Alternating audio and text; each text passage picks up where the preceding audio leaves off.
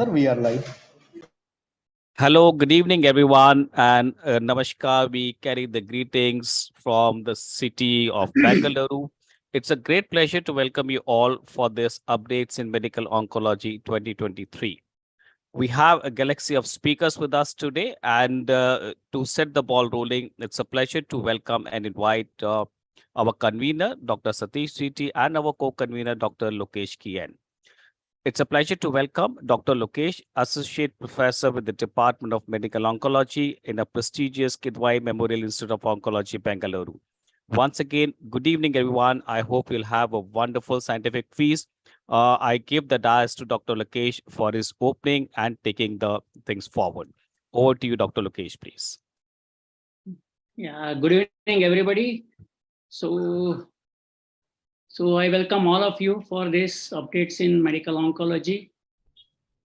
So we all know that we had just completed ASCO 2023 in Chicago. So we have a lot of abstracts, not many are practice changing, but there are few abstracts which really will make our practice change it will change for our patients also. So let's see what are the practice changing updates in ASCO 2023.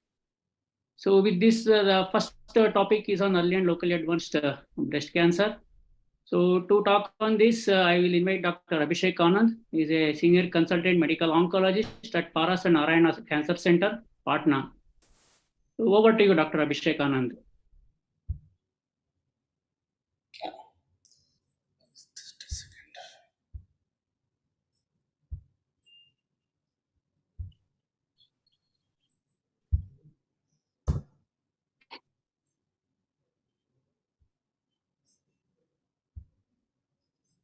Good evening to all of you, and first of all, I would like to thank the organizing team, especially Dr. Lokesh sir and Dr. Satish for this opportunity.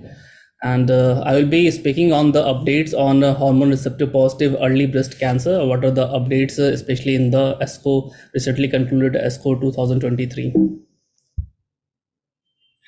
So to start with first trial, that is a Natali study. It is a phase 3 randomized trial of adjuvant ribociclib along with non-steroidal aromatase inhibitor versus non-steroidal aromatase inhibitor alone for hormone receptor positive HER2 negative early breast cancer. A bit of background. Abhishek, you can turn on your video on. Yes, I want just a second.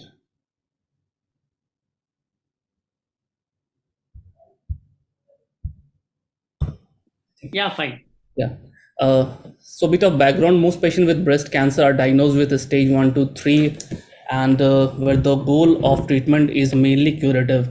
Standard treatment for HR positive HER2 negative consists of 10 years approximately of adjuvant endocrine therapy after surgery chemotherapy with or without radiation. However, over 20 years there is a data that suggests that for stage T1 disease there will be recurrence of somewhere around 13 to 34%, and for T2 disease it will be somewhere around 19 to 41%. Ribociclib has been approved by FDA in the advanced breast cancer, depending on the Mona Lisa trial, and this current data of phase 3 Natalie study presents the interim analysis of its efficacy and safety with adjuvant ribociclib along with non-steroidal aromatase inhibitor versus non-steroidal aromatase inhibitor alone in patients with HR positive HER2 negative early breast cancer. So this is the study design. I won't go into the detail because of the time constraint. The patients with pre and postmenopausal women and men with HR positive HER2 negative early breast cancer with high risk features, they were randomized to receive either ribociclib 400 milligram per day, 3 weeks on and 1 week off for 3 years. So this is important to note that for advanced cancer, the dose is 600, but here they have given the dose of 400 milligram, and the duration of adjuvant ribociclib is 3 years as compared to the other two studies of CDK4 inhibitors in the adjuvant setting. That is for abemaciclib it is 2 years, and for palbociclib also it was 2 years, and it was compared with a non-steroidal aromatase inhibitor. The primary endpoint being the invasive disease-free survival. These are the baseline characters which were more or less similar. Patient disposition and Around 20% of the patient completed 3 years of ribociclib, and those who have completed more than 2 years of ribociclib were around 57%. And cause of death in ribociclib, along with non-steroidal aromatase inhibitor, mainly COVID-19 pneumonia, because this was the trial when started in 2019-20 around. Coming mainly to the second interim efficacy analysis of IDFS, which was the primary endpoint, the 3-year IDFS was 90.4% for ribociclib along with a non-steroidal aromatase inhibitor versus 87.1% for those who received non-steroidal aromatase inhibitor alone in the adjuvant setting, which was statistically significant. The distant disease-free survival and overall survival were also better, although the overall survival data is still mature and further follow-up for OS is planned. If you see the distant disease-free survival, the 3-year DDFS was 90.8% for ribociclib arm, and it was 88.6 for non-steroidal aromatase inhibitor alone arm, with the absolute difference of benefit at 3 years being 2.2%. Safety-wise, ribociclib had its own safety profile, and most common any adverse event leading to discontinuation were the liver-related toxicity, that was 8.9%, or arthralgia, that was 1.3%. Conclusion of the study, they concluded that Natali data support ribociclib along with non-steroidal aromatase inhibitor as the new adjuvant treatment option for patients with stage 1 to stage 3 hormone receptor positive HER2 negative early breast cancer at risk of recurrence, including those with node negative disease. Coming to the second data that was presented, it is the Monarch E subgroup analysis by age. So Monarch E is the adjuvant abemaciclib study, where it has already shown a IDFS advantage as compared to the endocrine therapy arm. It was the subset analysis, adjuvant abemaciclib with endocrine therapy in older versus younger patient with high risk node positive hormone receptor positive HER2 negative early breast cancer. A bit of background for Monarchy study. So again, it's a randomized phase 3 data, and follow-up of up to 4 years have been released, and it has shown that IDFS advantage with abemaciclib adjuvant therapy with a 4-year IDFS rate of 85.8% versus 79.4%, which was statistically significant. The current analysis of Monarchy compares efficacy and safety of adjuvant abemaciclib along with endocrine therapy in subgroups of patients with high-risk HR positive HER2 negative early breast cancer, and the stratification by age was with less than 65 years versus more than equal to 65 years. So this is again the study design. There were two cohorts. First one was the standard cohort, that is more than equal to 4 positive axillary lymph node, 1 to 3 positive axillary lymph node plus etiological grade 3 or tumor size more than equal to 5 centimeter. And they were randomized to receive either abemaciclib, dose was 150 milligram twice a day. It was given continuous daily dosing which is the standard for up to 2 years, along with endocrine therapy per standard of care of physician's choice. Primary endpoint being IDFS. So these are the baseline characters which were equally matched. Only difference was the number of pre-existing comorbidities. If you see on the right side of the table, the number of pre-existing comorbidities more than equal to 4, it was 51% for those who were more than 65 years of age and 33% for those who were less than 65 years of age. So patient age more than equal to 65 years had a higher baseline ECOG performance status. Here also you can see the ECOG performance status of 1 was 23 versus 14%. More comorbidities here already we have seen, and lower rates of prior neoadjuvant or adjuvant chemotherapy. So the adjuvant chemotherapy or neoadjuvant chemotherapy were given in 82% of the patient with age more than 65 years and 97% of the patients with age less than 65 years.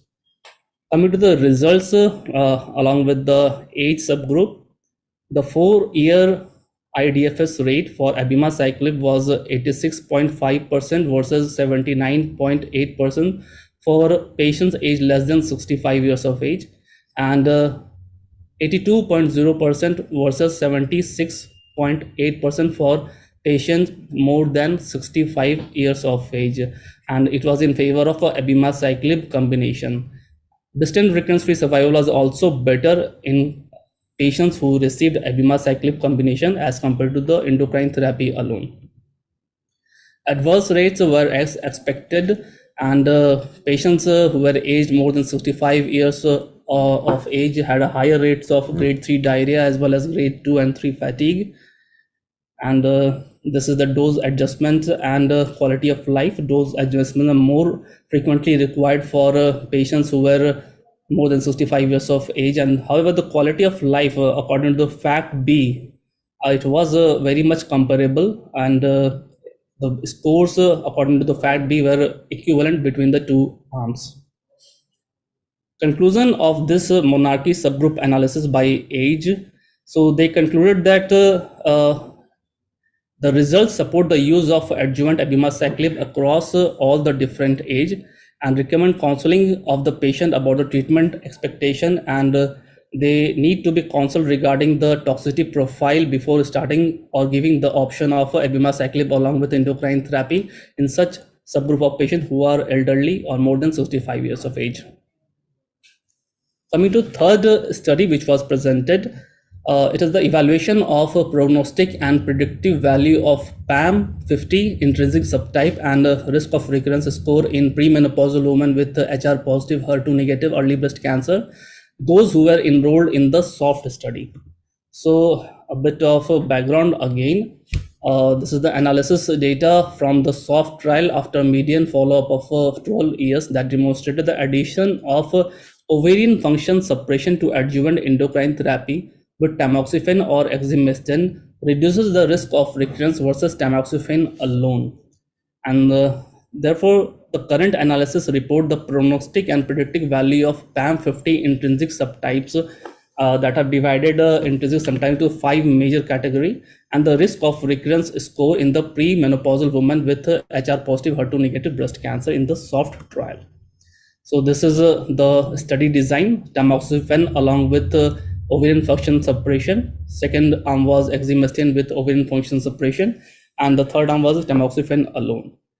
Patient with tumor samples that was successfully completed for PAM50 subtyping, it was just above 1000, and recurrence risk of recurrence score were categorized depending on the nodal status, whether it is a node negative or node positive, and the primary endpoint being a distant recurrent free survival. So baseline characteristics were more or less well matched, and this is on the left side is for the SOFT original trial, and on the right side is the subset analysis where we have done the PAM50 ROR analysis cohort. Coming to the prognostic value of PAM50 risk of recurrence score, and yeah, you can see three different types: low, intermediate, or high ROR score. If you see the 10-year distant recurrent free survival, it is 96.2% for low, 91.4% for intermediate, and 76.1% for those who were having the high risk of recurrence score. Similarly, prognostic value of PAM50 according to the nodal status, whether it is a node negative or node positive, based on the risk of recurrence score, whether it is a low, intermediate, high, the 10-year distant recurrence free survival becomes equivalently better or worse depending on whether the risk of recurrence is low or high respectively. Value of PAM50 ROR score by prior CT received chemotherapy, no prior chemotherapy or prior chemotherapy. Again, the 10-year distant recurrence free survival was good for those who were having low ROR score versus worse for those who were having the high ROR score for both without any prior chemotherapy or those who have received the prior chemotherapy. Coming to age wise, for less than 40 and more than 40 years separately, again for patients who were having a low ROR score, the distant recurrence free survival were better as compared to the patient who were having a high ROR score for both patients less than 40 and more than 40 age group. Subtype distribution was significantly different between patients aged less than 40 years versus those aged more than 40 years with less luminal A and more luminal B, and non-luminal tumor were observed in patients age less than 40 years of age. And you can see the data. The 10-year DFRI percent was 82.4% for less than 40, 93.1 for more than 40 in luminal A, and 74.2 versus 84.6 for luminal B for patient age less than 40 versus more than 40 respectively. Coming to predictive value of PAM40 ROR score using the breast cancer free interval. And for ROR low and intermediate and ROR high, it is tamoxifen along with ovarian function suppression versus tamoxifen alone, or exemestane along with OFS versus tamoxifen alone. The data was not consistent, and there were, if you see the hazard ratio, it was crossing the unity in some of the data. This is 1.2, again 0.9. So they concluded that PAM50 ROR scores are not predictive of ovarian function suppression benefit in premenopausal women, and analysis of immune infiltrates integration of DNA genomic subgroup from the translational cohort are still undergoing. However, they also suggest that a translational cohort analysis from the SOFT trial demonstrated prognostic value of PAM50 ROR scores in premenopausal women with HR positive, HER2 negative early breast cancer. So again, one important study was presented in ESCO, EBC TCG meta-analysis of breast cancer recurrence and survival following ovarian ablation or suppression in premenopausal women. A bit of Last 5 minutes, Abhijit. Yes, sir. Only I will take 2-3 minutes only, sir. Ovarian ablation or suppression may benefit women with breast cancer by decreasing production of estrogen to postmenopausal range, and these benefits may be particularly pronounced in premenopausal women with ER positive disease. This is the current meta-analysis that was performed by the EBC TCG group to determine effects of ovarian ablation on the breast cancer recurrence and survival in nearly more than 15,000 premenopausal women. This is the method which we discussed. It was discussed with almost 25 randomized trial that included 14,999 patients of that compared ovarian ablation and suppression with no ovarian ablation suppression.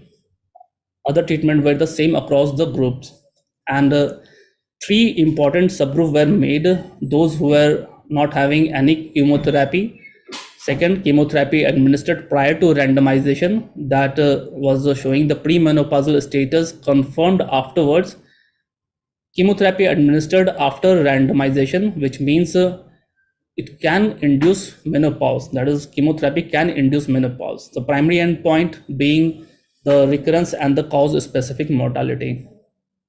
So if you see the data here for patients who did not receive any chemotherapy or premenopausal patients after chemotherapy, that means chemotherapy have been given and patient is still premenopausal.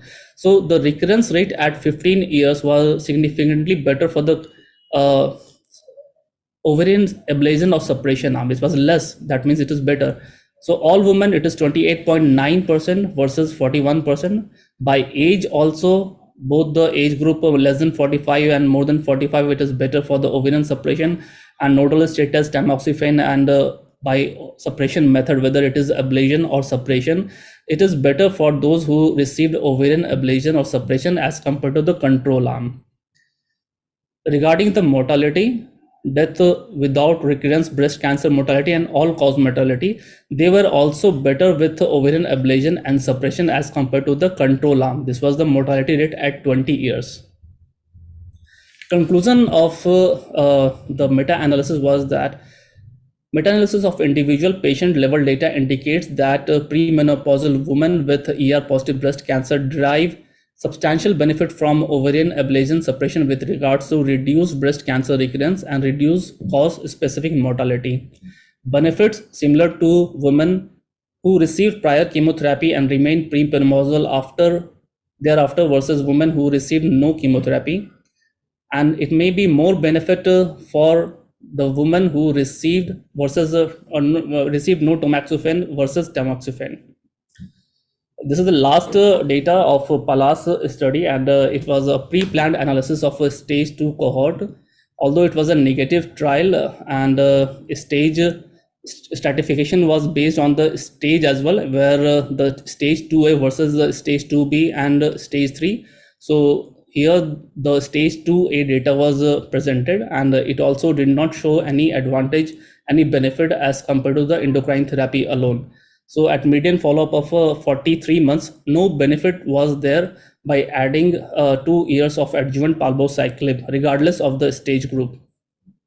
And there was no differential benefit seen depending on the histological grade, chemotherapy received, age, or anatomical clinical risk.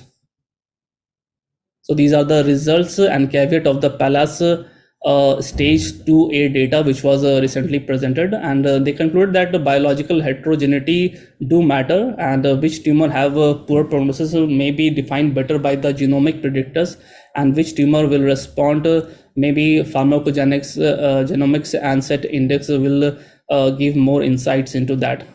So with this, I would like to conclude. Thank you so much. Thank you, Lokesh sir. Oh, thank you, Abhishek. Thank you for a wonderful talk.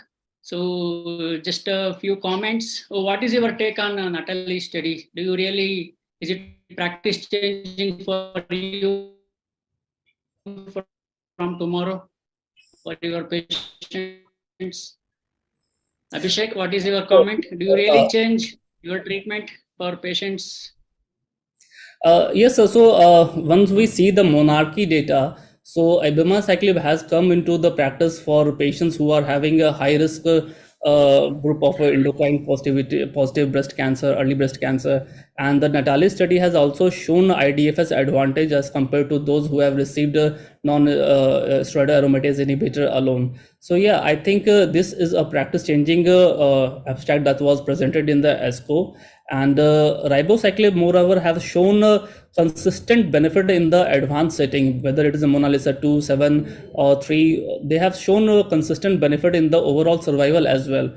I am pretty sure that in adjuvant setting also it may lead to some kind of a survival advantage, with although the data is still premature for the overall survival, but in future it will be having some kind of overall survival advantage as well. So yeah, it is practice changing, and maybe we will be starting with ribociclib in the adjuvant setting very soon once it gets the FDA approval.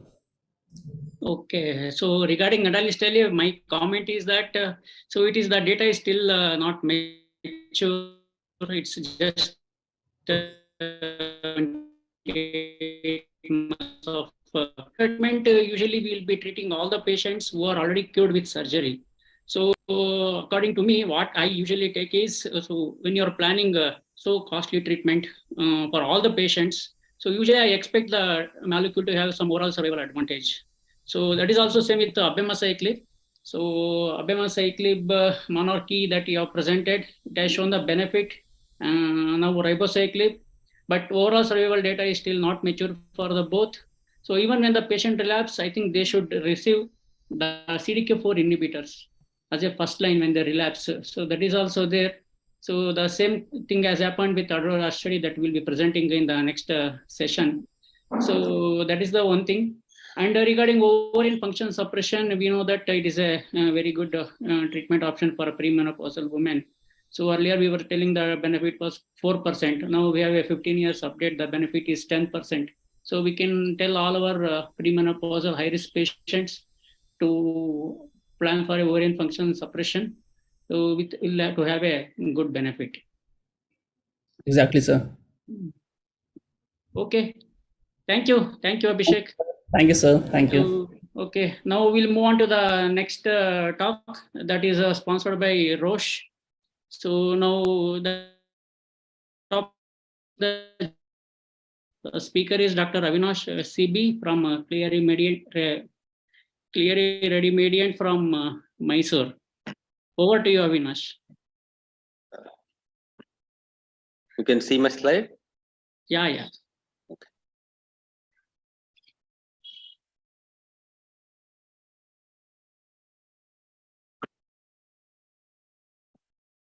Yeah, we can see the slide. Okay. Just enlarge it. I've made it full screen, ma. Yeah, sure. No, not full screen. It is showing as full screen. Yeah, correct. Now, No, sir, it's not visible. mm,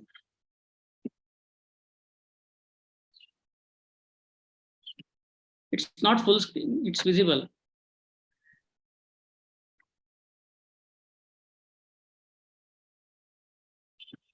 now,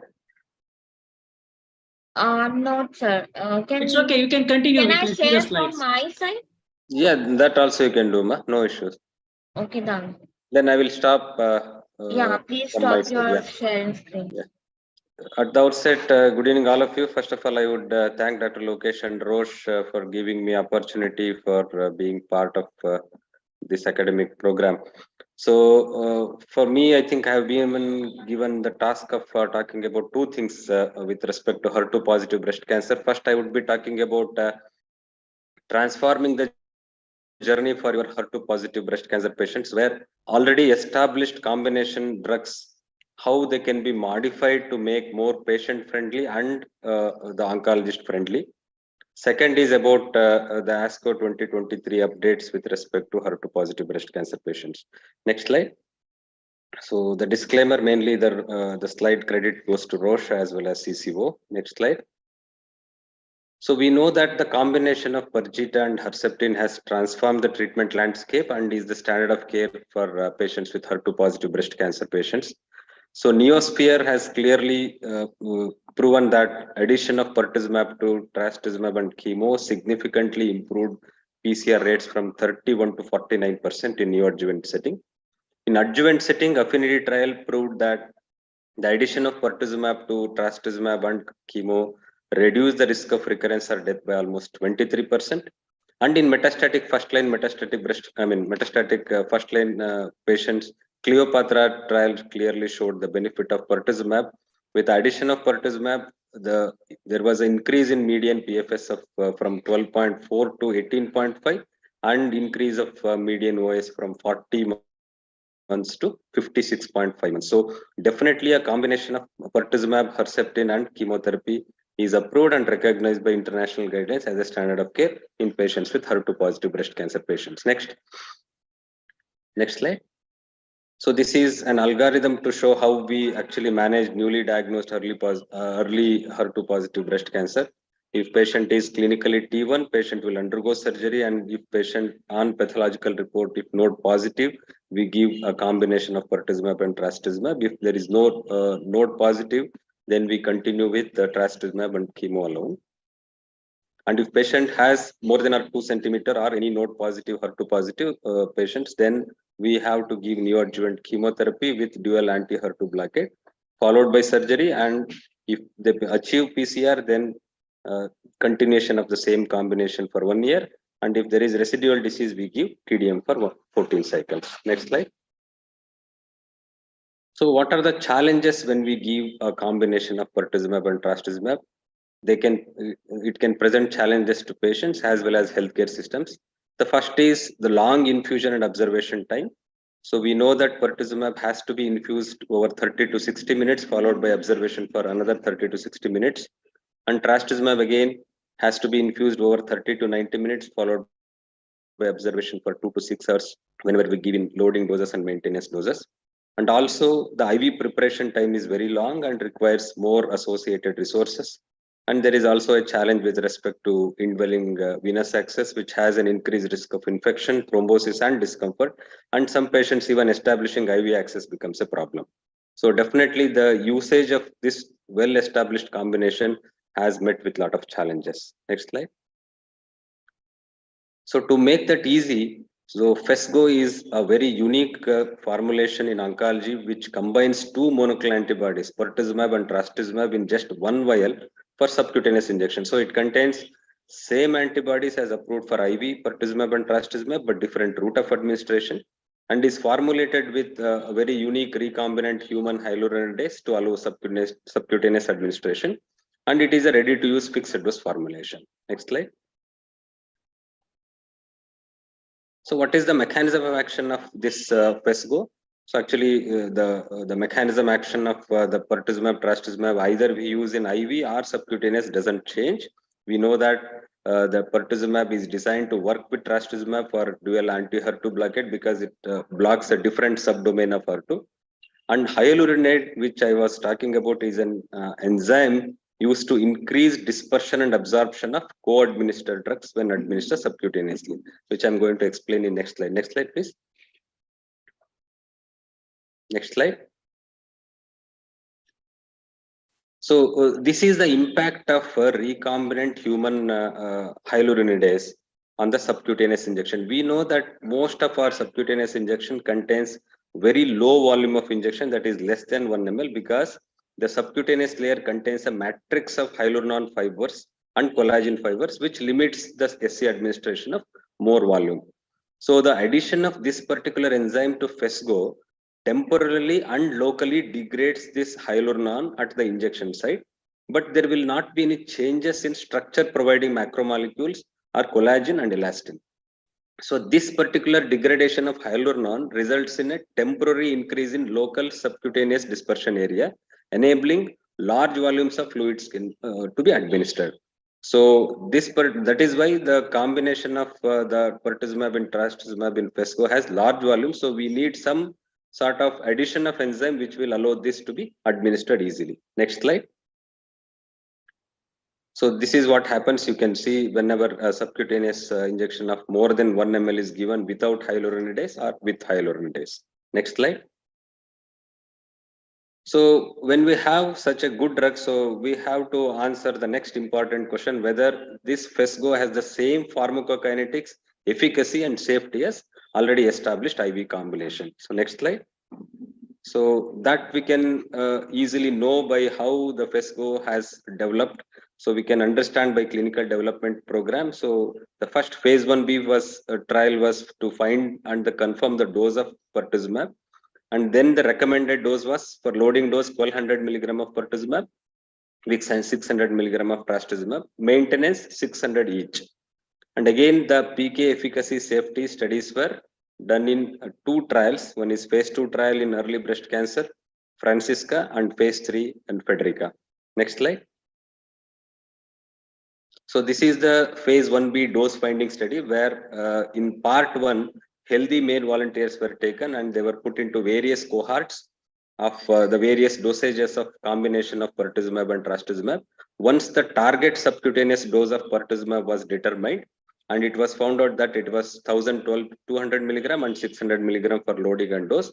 Again, the part 2 was conducted where patients with early breast cancer early breast cancer were taken, and they were divided into 3 cohorts where pertuzumab and trastuzumab given separately, and again the injections were separate and given together, and the fixed drug combination was in cohort C. Next slide. So based on this study, it selected a dose of 1200 and 600 as loading and maintenance. And the dose finding processes used to find this particular dose was similar to what they used in Herceptin and MabThera subcutaneous. And there were definitely no new safety signals, and it supported further development of FESGO. Next slide.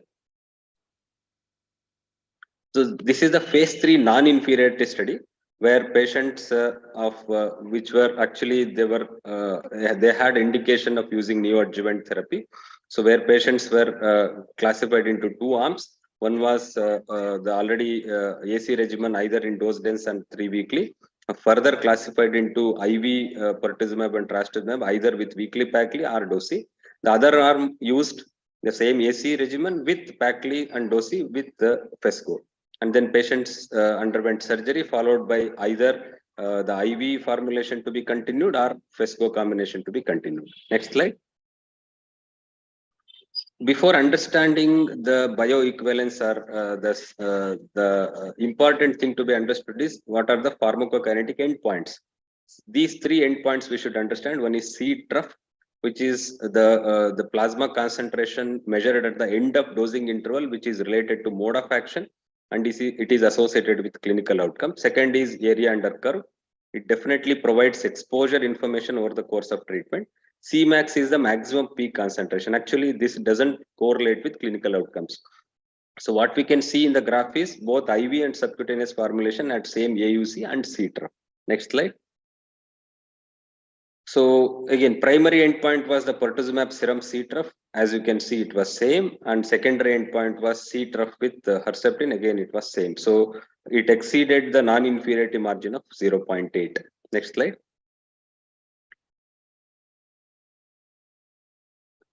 And see, we have to see the pathological complete response again. I mean, it was identical with respect to IV and subcutaneous formulation.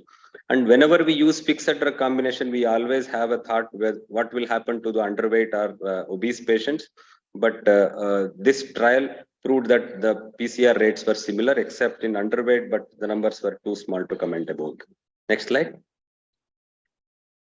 Safety profile, the rates of treatment discontinuation because of adverse events were similar between the arms. So there was no problem with the subcutaneous formulation. Next slide. So incidence of adverse events already known, alopecia, nausea, diarrhea, both were same in both arms. Next slide. So incidence of adverse events of interest, especially cardiac dysfunction, the infusion related reactions or administration related reactions again was comparable with two arms. Next slide. So there was more meaningful difference in cardiac safety. Basically, whenever we talk about HER2 blockade, so we talk about cardiac safety. So there was no meaningful difference whether we use IV or subcutaneous. Next slide. So clearly it was non-inferior to IV formulation, and definitely the PCR rates were exactly identical, and there were no safety signals, new safety signals. Next slide. Second is what is the preference of patients with respect to subcutaneous versus IV. Next slide. Next slide. This was addressed in this particular study, Francisca. This is a phase 2 study where the patients received IV combination of pertuzumab, trastuzumab with chemo, and they underwent surgery. Then there was what is known as crossover period, where the one arm received 3 cycles of IV followed by subcutaneous. The other arm received subcutaneous followed by IV. Then the treatment continuation period was dependent on the patient's preference. So primary objective was patient preference of this particular FESCO combination. Next slide. So when the patients were asked which method administration did you prefer, 85% preferred the subcutaneous formulation. Next slide. And when they were asked how satisfied or dissatisfied, so the subcutaneous arm were almost 88% satisfaction was there when compared to 68% with IV. Next slide. So even healthcare professional felt that switching from IV to subcutaneous would save time and resources, as you can see, with respect to preparation time, with respect to patient time in the treatment room, and as well as with respect to the treatment administration time. It was significantly different when compared to the IV formulation. Next slide. And again, whenever the adverse events before and after switching also, they were very similar, and there were no new safety signals. Next slide. So as I told, the 85% patients preferred the fixed drug combination versus IV, and the patients were very much satisfied with subcutaneous formulation, as well as healthcare professionals were very comfortable giving subcutaneous. Next slide. So what are the practical considerations of using FESGO in real world? Next slide. These are basically guidelines for administration, the onco nurses, but we have to understand exactly because we have to supervise them or we have to guide them. So basic 2 or 3 things, it is never administered in abdomen, and the dose should not be split between the 2 syringes or between 2 sites, and it has to be put in a 30 angle, and it has to be given at a single shot. Next slide. And dose, even the loading dose should be given over a period of 8 minutes followed by 30-minute observation. The maintenance dose can be given over 5 minutes and followed by observation of 15 minutes. Next slide. And we should make the patient more as comfortable as possible. Next slide. Next slide. So what exactly FESGO means to the patients as well as healthcare professional? Shorter administration time and observation time. Definitely reduces burden on patients, carers, and providers. Definitely less invasive administration. and it may help reduce risk of dosing errors, reduce drug wastage, and increase availability of resources for other tasks, and reduces time required for drug preparation and administration. And the more importantly, no new safety signals have been observed. Next slide. So overall summary, again, the same thing which I mentioned. So next slide. Next slide. So, and it is been FDA and EMA approved for all the indications which have the indications for IV formulation of pertuzumab and trastuzumab. Next slide. Next slide.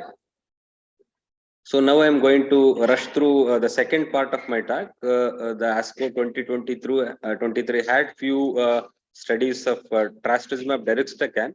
The efficacy and safety by age in patients with HER2 positive metastatic. Actually, all the three trials, Destiny 1, 2, and 3, all the trials were pooled, and the trastuzumab deruxtecan was assessed with respect to efficacy and safety by age. Next slide. This was basically done because they thought that treatment gaps remain for older patients with HER2 positive metastatic breast cancer. Women aged more than or equal to 70 years demonstrate inferior efficacy and safety outcomes, and patients aged more than 60 were often underrepresented. So TDXT approved for HER2 unresectable or MBC who have received prior anti-HER2 based regimen, and TDXT efficacy and safety in older patients not yet thoroughly examined.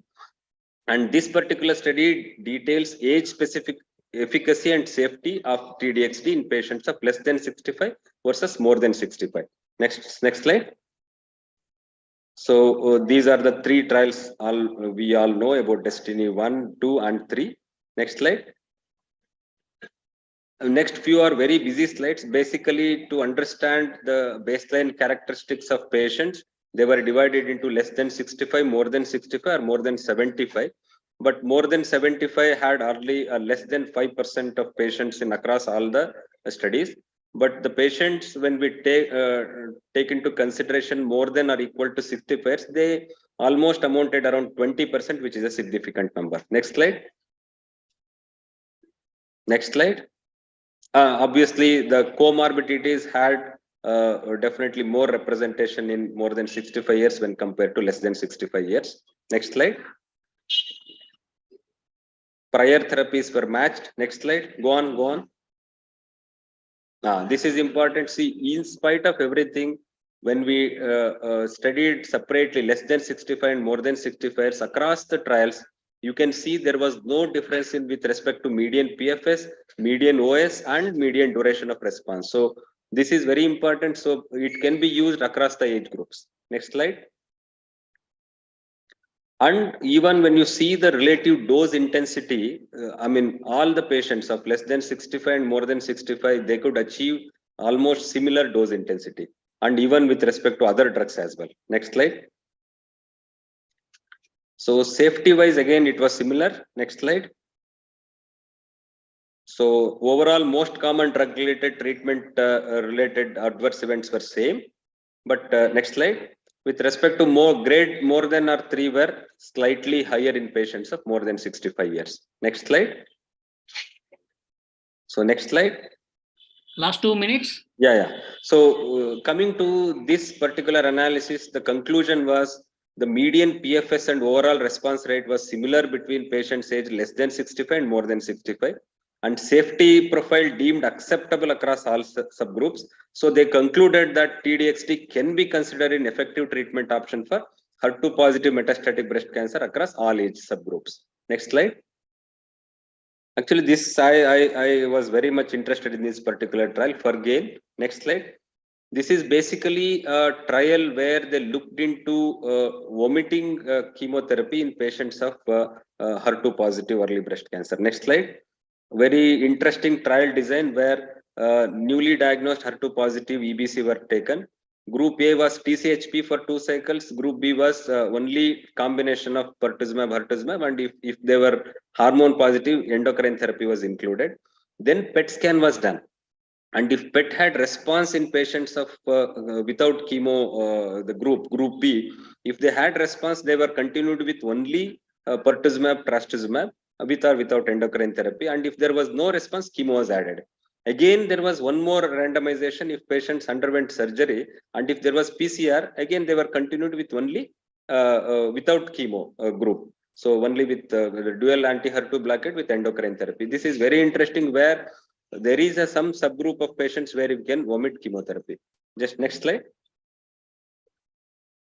Now I will just end. I will end with my conclusions. Next slide. Next slide. Next slide. Very important that obviously the treatment related adverse event safety wise, the group B, which had without chemotherapy, definitely scored far better than in the arm where the patient received chemotherapy. Next slide. Next slide. This is very important. See, almost this particular response adapted strategy where we use in like diseases like Hodgkin lymphoma, in HER2 positive early breast cancer, if we use PET based response adapted strategy, we can identify 1 in 3 patients of HER2 positive EBC. We can safely omit chemotherapy and definitely significantly reduce toxicity. This was very much interesting for me. Next slide. Next slide. This is another new drug, patritumab, which is anti-HER2 therapy with deruxtecan in patients with HER2 negative. Next slide. This is basically a new drug where we know that HER3 expression is seen in so many solid tumors. So whether this HER3 deruxtecan can be used in HER2 negative metastatic breast cancer. This is a new drug. So this is just a phase 2 trial. Next slide. The only thing what I want to highlight is they did HER3 expression data also, and without any HER3 expression. So whatever may be the HER3 expression, this drug works. So it can be used across the patients of HER2 negative metastatic breast cancer. Next slide. Go on at the end. So this is what I wanted to highlight. Even with HER3 of more than 75% or 25 to 74%, or any HER3, or patients who didn't know about HER3 status also, the patient had response. Next slide.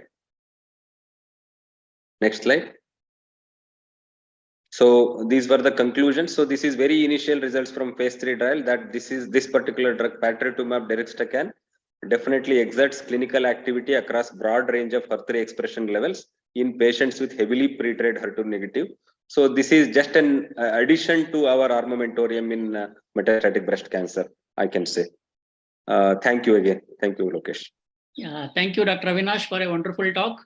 So do you give option of adjuvant pertuzumab for all your patients? I give, but as you know that the only issue would be finances. So what I would do practically is those patients who have high risk cases like node positive diseases. If finance is not an issue, then I will give only for high risk patients like node positive or some other high risk features on histopathology, for not for all patients. Okay. What is your experience with PESGO? PESGO I have used in couple of patients. I have very good experience with respect to tolerance. I mean, as I mentioned across my slides, very easy for me, very easy for the administering nurses, and very easy for the patients, and even for pockets. So financially also it reduces a little bit less when compared to IV combination. I am very happy. Obviously, I don't have the long-term efficacy personal data. Okay. So remaining studies, I think Fergain is the one important study you highlighted, the de-escalating, especially for the chemotherapy and toxicity is always the issue for many of our patients. Correct. It's a very good study. I think it's showing a PCR of almost 20 to 30%. Yeah, that is very good actually. Yeah. Very good. And even it is showing 3 years survival of 95%. That is also very excellent. Yeah. I think there is some subgroup of patient we need to identify. So I think more, I mean, further, I think studies should be conducted with respect, actually. Yeah. This will, I think, guide us to do more studies in this subgroup of patients in the future. So as to help us, our patients to get reward of chemotherapy during the treatment time. Correct. So I think HER3 is again very much coming up in all the tumors. So HER3 positive itself is a poor prognostic marker. Now we have patritumab deruxtecan. So hopefully it will come up in a very big way for all our tumors expressing R3. Okay. Okay. Thank you. Thank you, Dr. Thank you. Vinesh. Thank you, Lokesh. Okay. Thank you. Yeah. So now we'll move on to the updates on metastatic breast cancer by Dr. Sai Vivek, the consultant medical oncologist from Master Hospital, Bangalore. So over to you, Dr. Sai Vivek. Yeah, good evening, everybody. At the outset, would like to thank the organizers for this opportunity. Very interesting talks by my previous presenters as I start sharing my screen. So we'll be talking about a few updates in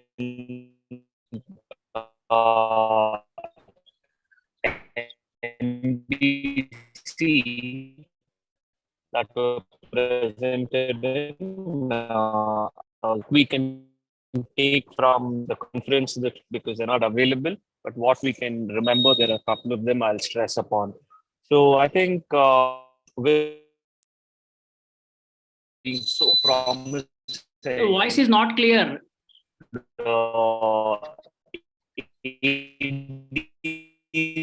we're excited about that. There are 40 available at Sir, your voice is not audible. 140 ADCs. Dr. Sai Vivek, Hello, Dr. Sai Vivek, your voice is not audible. Not okay. What about now, sir? Yeah, fine. It's fine. Yeah, fine now. Yeah. Okay. Yeah, as I was saying, the ADCs have come back into favor. Now we have ADCs being tried for LIV1, TROP2, HER3, and Nectin-4. With that said, we are getting better and better at the development of ADCs. The required target expression is lowering as we see here, and the payload potency and the optimal DR and bystander effect are being given more prominence. That said, we know sacituzumab govitecan, which is a TROP2 inhibitor, and an ADC is already approved irrespective of the TROP2 levels in two settings. Already we have its approval in unresectable advanced TNBC with more than 2 prior systemic treatments and unresectable locally advanced metastatic even urinary bladder. So these two settings, sacituzumab govitecan is approved. So basically it contains SN38 as the payload, which is 136-fold more stronger or potent than its parent compound irinotecan, and it has a pH sensitive linker for rapid release of payload at or inside the tumor. And the bystander effect, which we are talking about more and more, in acidic tumor environment, SN38 is released from the anti-TROP2 antibody and it diffuses into the neighboring cells also, hence giving the bystander effect. So TROPICS-2 was the study presented this time at ASCO 2023, where sacituzumab govitecan was the treatment of physician's choice for previously treated hormone receptor positive and HER2 negative advanced breast cancer. The final OS analysis was presented. It was a phase 3 study where patients were selected if they were metastatic, inoperable, HR positive, HER2 negative, who progressed after 1 line of endocrine therapy plus a taxane and a CDK4/6 inhibitor, or 2 to 4 lines of CT for MBC. So both of them were taken. There was IHC done for HER2 and TROP2, which were exploratory endpoints. The primary endpoint here was PFS, and the secondary endpoint was overall survival. And sacituzumab govitecan was given at 10 mg per kg IV on day 1 and day 8, 3 weekly. Almost 272 patients were randomized in each arm. Both the arms were well balanced. What to see here right now, here is almost 95% of them had visceral mets, 85 had liver mets, and what most of the patients somehow had a good biology, advanced cancer with good biology, as we see here. From MBC diagnosis to randomization, they have taken 2 to 3 lines of therapy. So almost the months were 48 months, almost 3 to 4 years. So most of them were good hormone positive, must have received our CDK4/6, then multiple chemotherapies and even second line endocrine therapy. And then they were tried on with sacituzumab govitecan. And most of them had received 2 to 3 lines of prior therapy. As we see in this PFS, as we see here, the PFS curves separate quite early, and there is a benefit seen at 6 months, 12 months, and 18-month follow-up. At 18 months, the PFS was 4.5% versus 14.4%, almost tripling of the PFS in a heavily pretreated population with sacituzumab govitecan. Even the overall survival, there's a benefit of around 5% with a hazard ratio of 0.79, which signifies almost a 21% reduction in the hazard for death. So in the exploratory, they tested for the TROP2 levels, but irrespective of the TROP2 levels, the benefit was seen. They also tested for whether it was HER2 low or HER2 negative. Irrespective of that also, as we see, there was some benefit. So what they concluded was already in 2 settings it is approved, and there was a PFS and overall survival in the TROPiCS-2 phase 3 study for hormone positive and HER2 negative MBC. What we see here is the response rates, that is CR, PR, and stable disease constituted almost 70 to 72%. And if a patient responded, the median duration of response was 8.1 months. With sacituzumab govitecan, neutropenia was one of the most seen toxicity. 52% had a grade 3 toxicity of neutropenia, followed by diarrhea, abdominal pain, and fatigability. So what they concluded was in the exploratory analysis of phase 3 TROPiCS-2 trial, after an extended follow-up, there was definitely a benefit with sacituzumab govitecan versus treatment of physician's choice. The 35% risk reduction in progression or death and 21% reduction in the risk of death. And the benefits were observed irrespective of the TROP2 levels or the HER2 expression levels, and no new safety signals emerged for the particular drug. And then that brings us to the next drug. Dr. Avinash had briefly touched upon the patritumab deruxtecan, which is an anti-HER3 ADC. So it is an anti-HER3 IgG monoclonal antibody, and the payload is deruxtecan. We have discussed deruxtecan multiple times. So it is with a stable cleavable linker, that is which is an exatecan derivative with good potency and good bystander effect. So this was a phase 2 study where it was distributed into 3 parts. Part A, both TNBC and HR positive and HR positive and HER2 negative patients were taken who were heavily pretreated before. HR positive needed to have 1 prior CDK4/6, 2 or less prior CTs, and unlimited endocrine therapy regimens, or 1 to 3 chemotherapy regimens for TNBC, and no prior. Can you skip this study because already we have discussed? Can you please move to which study? Yeah. So with the availability of these 2 studies, we know with hormone positive and HER2 negative MBC, we are all well versed about how to sequence. So we have AI plus CDK4/6 or fulvestrant plus CDK4/6 based on and whether the patient was exposed to AI or not.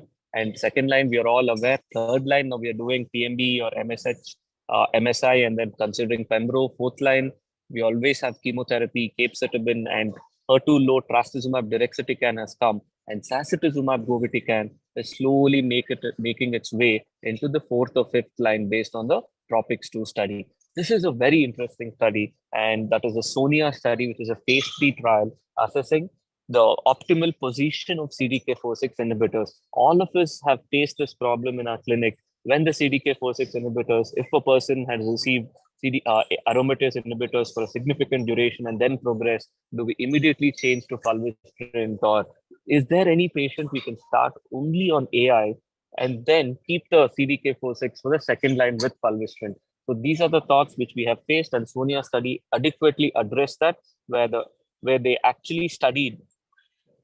It was a phase 3 study where patients with hormone positive, HER2 negative ABC, no prior therapy for advanced breast cancer, neoadjuvant therapy was allowed if disease-free interval for more than 12 months after AIs. So they randomized the people, almost 525 in each arm, to AI plus CDK4/6 versus AI. But on progression, if the patient had received CDK4/6, they went on to receive fulvestrant. If they had received an AI, in the subsequent line, they received fulvestrant plus CDK4/6. So they wanted to see if there was any benefit from giving CDK4/6 in the upfront setting or in the second line setting. The primary endpoint was PFS2, which was defined as time from randomization to second disease progression or death. The secondary endpoints were OS. So both the arms were well balanced, and most of the patients here to note have received only palbociclib. 91% received palbociclib. Most of them had visceral metastasis, and almost 50% of them received prior chemotherapy, and 87% of them were post-menopausal. And most of them had a good biology, where most of them were disease-free interval of more than 24 months was there. So this was PFS1, which is almost in line with the studies we have. So PFS of 22, 24 months is what we believe with all the CDK4/6 inhibitors. So PFS1, we're not very interested in this, but PFS2, what we see here is the median PFS2 with first line CDK4/6 was 31 months, and the second line was 26.8 months, and it wasn't statistically significant, and the confidence interval crosses one. And as we see in the curves also, it is not there was not much significance seen whether you use CDK4/6 upfront or keep it with fulvestrant later on. And this is the OS curves. Again, both the curves are almost throughout the duration of follow-up are next to each other. There's no separation. So we can conclude from this that it doesn't really matter. To come to the subgroup analysis, absolutely no statistical significance. Most of the confidence intervals are crossing one, whether they received neoadjuvant ET or CT, whether it was upfront metastatic or it was a recurrence, whether it was bone only or visceral disease. And most of the patients, as I said, were received palbociclib. So they concluded that as per the Sonia trial, which was phase 3, there was no PFS2 or OS benefit adding CDK4/6 to endocrine therapy in the first line versus second line. So for women with hormone positive, HER2 negative ABC. So addition of first line CDK4/6 prolongs time on CDK4/6 and increases toxicity. But in the end, the benefit we are giving to the patient in terms of the median overall survival is really the same. So investigators concluded that first line endocrine monotherapy continues to be an excellent option, and therefore second line usage of CDK4/6 may be preferred in most patients. So this is definitely something which we are going to take back tomorrow. And the remaining questions after this. So as of now, fulvestrant alone is not the only drug we use. We check for PI3K, and then we use alpelisib, and most of the patients were treated with palbociclib. Now we know palbociclib is inferior as per the current data available in terms of no overall survival benefit. And here again, what they found was the pros of this. The duration of CDK inhibitor when used in the first line was for 24 months, second line was for 8.4 months. But again, they're using it only for 8.4 months. The fewer adverse events in the second line setting, but with not a great difference in the PFS or overall survival, or rather no overall survival difference. So who are these patients whom we can with confidence say it's okay, you can be started on just an AI? We will consider the CDK4/6 in the second line setting. I don't think any of us are going to really have a viable biomarker to say that, but there is evidence in case the patient cannot take it in the first line setting. That brings me to the second study, that is the Palmyra study, which is a phase 2 study where Last 2 minutes. Yes, sir. Again, answering a burning question, which most of us do follow, that if at all there's a progression on AI plus CDK4/6, do we just change AI into fulvestrant and continue the CDK4/6? That is, we have been doing it in clinical practice, but is there any evidence for it? There was evidence with switch to ribociclib, but this was Palmyra, where palbociclib was continued with a switch of the endocrine partner. So again, patients with hormone positive were randomized into palbociclib plus ET versus ET alone when there was a progression on the first line and whether palbociclib can be continued. So this was a phase 2 study. Both the arms were well balanced. And what we see here is just by continuing the CDK4/6 inhibitor, there was not a great benefit in most of the subgroups. What they concluded was that continuing CDK4/6 really does not make a difference. But the phase 2 maintain study did show a PFS benefit in continuing the endocrine therapy with ribociclib. Upfront palbociclib, second line ribociclib had some benefit, but palbociclib, continuing with the palbociclib, both in the Palmyra study or the PACE study, which were both phase 2 again, did not show any benefit. So the last study for the day that I will be talking about is very interesting. Again, the PADA-1 study, where an update was presented in ASCO. We all know that during the course of our treatment of patients with hormone-positive breast cancer, there would be development of ESR1 mutations. So what they really did was, when a patient was started on AI plus CDK4/6, using circulating tumor DNA, they started measuring the ESR1 levels. So they started measuring the BESR1 mutation levels using circulating tumor DNA.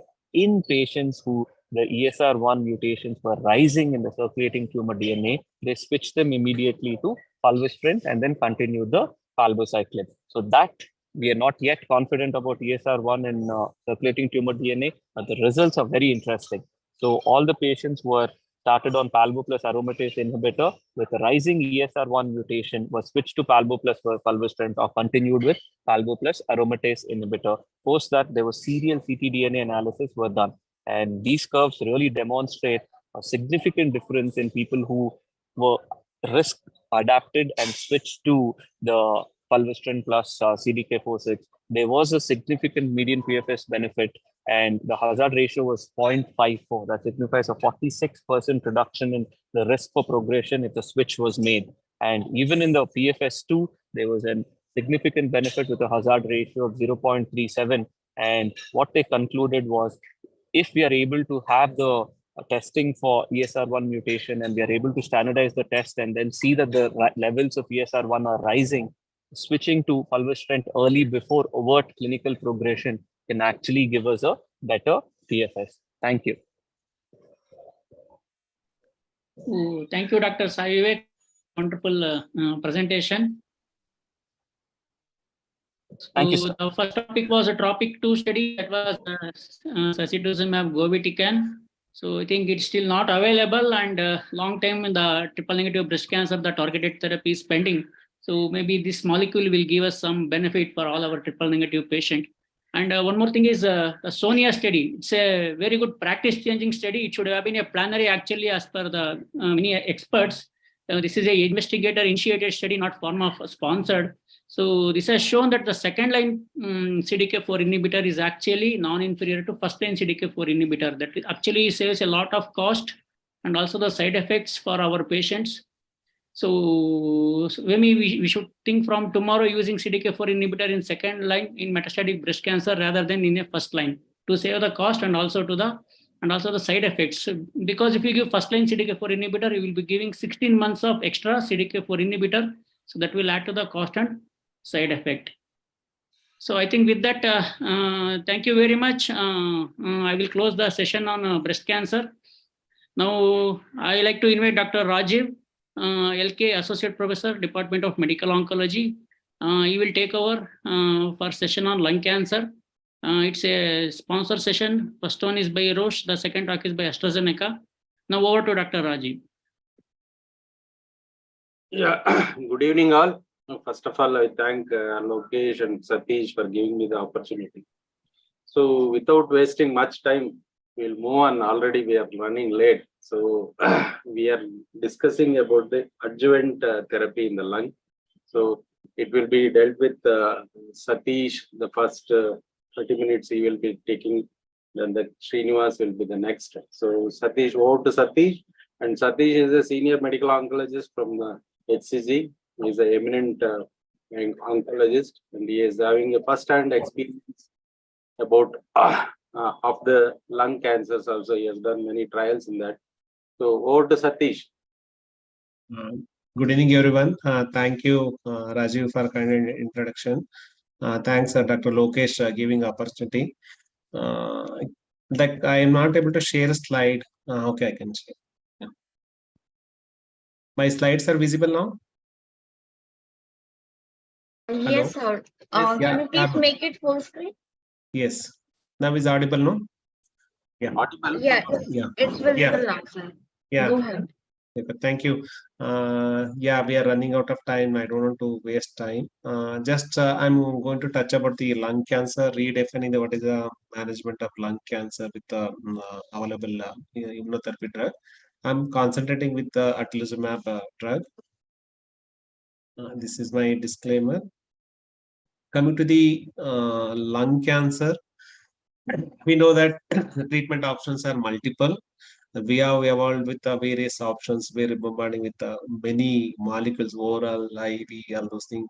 And when coming to the we are era of understanding the biological disease, Where I'm concentrated towards the lung cancer, we don't have any actionable mutation, driver mutation. What are the treatment options? Coming to these first line options, we have a chemotherapy, chemo plus anti-angiogenic drug, chemo monotherapy with immune checkpoint inhibitor, chemo plus with the immunotherapy. Therefore, four drug combination in the form of chemo, anti-VEGF inhibitor with the immunotherapy. It can be doublet, it can be triplet, like various options are there, even immuno IO combination. With combination this is the combinations various options are available in a driver negative case. When coming to second line, those are failed, like it is that is mainly depends on the what kind of first line therapy a patient has received. Sometimes patient may be received immunotherapy, we may not go with this, we don't have data. We may have a failure to first line immunotherapy plus chemo or various options, or only immunotherapy option. We may go with the chemotherapy is there, or chemo plus anti-angiogenic drug is there. Sometimes immunotherapy was not offered in the first line. We may go with the only immune checkpoint inhibitor. We don't have option of second line immune checkpoint inhibitor. Trials are going on with the combination change of that I heard when I was there in uh, um, European country that they are doing trial first line failure to the immunotherapy. Their trial is going on with the change of continuation of immunotherapy with adding ramucirumab, that we have to come for a various data. We are awaiting exerting very trial, new trials. This, if we coming to the concentrating towards atezolizumab, one of the immune checkpoint inhibitor. What is the approvals? This is the evolution of approvals in a various interval period. It's initially approved as a second line in metastatic non-small cell lung cancer based on the OAK study. It was approved FDA followed by Indian approval. Then if coming to the first line metastatic non-small cell lung cancer, that is based on the IM for 150. You can see that if you're going for the number of the numbers, you can see that it's going for advanced to early stage. It is that is first line. It is let us see that, and later IM for 130. It was approved in 2019 and 21 in India, and first line IM for it is 110. And now early lung cancer in the adjuvant treatment, we got even Indian approval also, that we were having that. You can see this. Let us see that what are the studies available. You can see that there are global, they're all approved based on the global approved studies. IM for 110, it was to see that whether monotherapy is going to benefit than the chemotherapy or not. In a selected PD-L1, PD-L1 is more than 50%. Let us see that. I'm going to walk on the next coming slide. Next, IM for 130, it is there like a combination of chemo plus the atezolizumab was there. There it was, they want to test that steroid sparing is going to beneficial, is a better partner or not. They want to study. Next one is like a 3-arm study, that is they want to see that 4 drug combination of triple therapy in the form of anti-angiogenic drug, immune checkpoint inhibitor, and chemotherapy. That way they want to compare with the chemo plus anti-angiogenic drug, chemo plus immune checkpoint inhibitor. This based on the IM for 150, non-small cell lung cancer. That's what they wanted to see. Let us see that what is the data stands for that. Coming to the IM for 110 study, where here it's taken both here they wanted to see the both squamous and non-squamous cell lung cancer in a chemo naive patient, and especially they want to have a driver mutation EGFR and ALK is negative. This is the stratification is done. Here, single arm monotherapy versus a chemotherapy. Chemotherapy is based on the what is the histopathology. Non-squamous, that is we pretty standard, is what we are practicing, and the squamous, it's in the squamous what we are having is a gemcitabine cisplatin. Some people they may have a different practice, but it's the pretty standard globally that is practicing. And for initially couple of a cycle 1:1 randomized 4 to 6 cycle, later maintenance therapy will be done. Atezolizumab monotherapy. Let us see that what is a beneficial benefit. There no crossover was allowed here. Primary endpoint was overall survival rate. Second endpoint was PFS or response rate, duration of response. Let us see that baseline characteristic and demography of the both arms, both the chemotherapy plus other is comparative is the, that is arm A is the monotherapy with atezolizumab. Both are well matched with the age, sex, like a racial group, and smoking history and histopathology. Non-squamous constitute almost like a 69% in the both of them. They're all well matched with good performance status.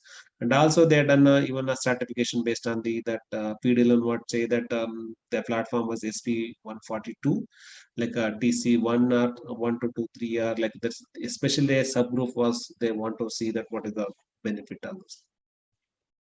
This is the primary endpoint. It was met. The overall survival rate, like median overall survival rate, was increased by more than 7 months. That was demonstrated. Those who received atezolizumab monotherapy, especially TC3 or IC3 expression is a that's what was demonstrated. Hazard ratio was very significant, 0.59. You can see various interval at the landmark study, that is a 6-month OS and over 12-month. You can see that is better than the chemotherapy with the monotherapy atezolizumab. Coming to the next other like a second endpoint is a PFS. There also has got benefited. You can see here like a various interval 6 months and 12 months. Like it is scoring better with the atezolizumab monotherapy. Those are PDL1 expression and the TC3 or IC3. This is like more than 50 is newer control. Like, let us see that this SP142 was used, and hazard ratio was 0.59. It was significant. It was meaning like it is a significant median PFS was 8.2 versus like it was 5 months was with the chemotherapy. Coming to the response rate, it has definitely scores better, 40 versus 20.6%, and that they wanted to cross check whether this only that SP142 that this method only whether we are doing, because many people they want to do other platform, they wanted to check the PDL1 test. It was used a DACO method is they want to cross check with this. That is a more than 50%. What is the equivalent is that is more than TPS score is 50 or more than 50% with the DACO method, and they wanted to do SP263 also. It has shown that you can see here near like the down part, like a median overall survival rate is like with the SP142 was 20.2 versus 13 point what was presented in the previous slide. And you can see here even DACO method, if you use that, is also here is a scores better, that is 20.2 versus 11 months. And is SV263 there also they got benefited irrespective that whether platform you use. The PDL expression is like TPS score is more than 50 or more than 50% or 50%, they got benefited. Monotherapy is quite adequate, is better than doing good job, better than chemotherapy what we are practicing. Coming to the toxicity, like you can see here, like the toxicity was they got those who receive immunotherapy was what classically we'll see the immune checkpoint inhibitors toxicity. They're all well managed and they're easy to manage compared to the chemotherapy. You can see here that all adverse event crossing more than 5%. You can see here right side red mark, what red bars are received, these are with the chemotherapy. The blue one is with the atezolizumab.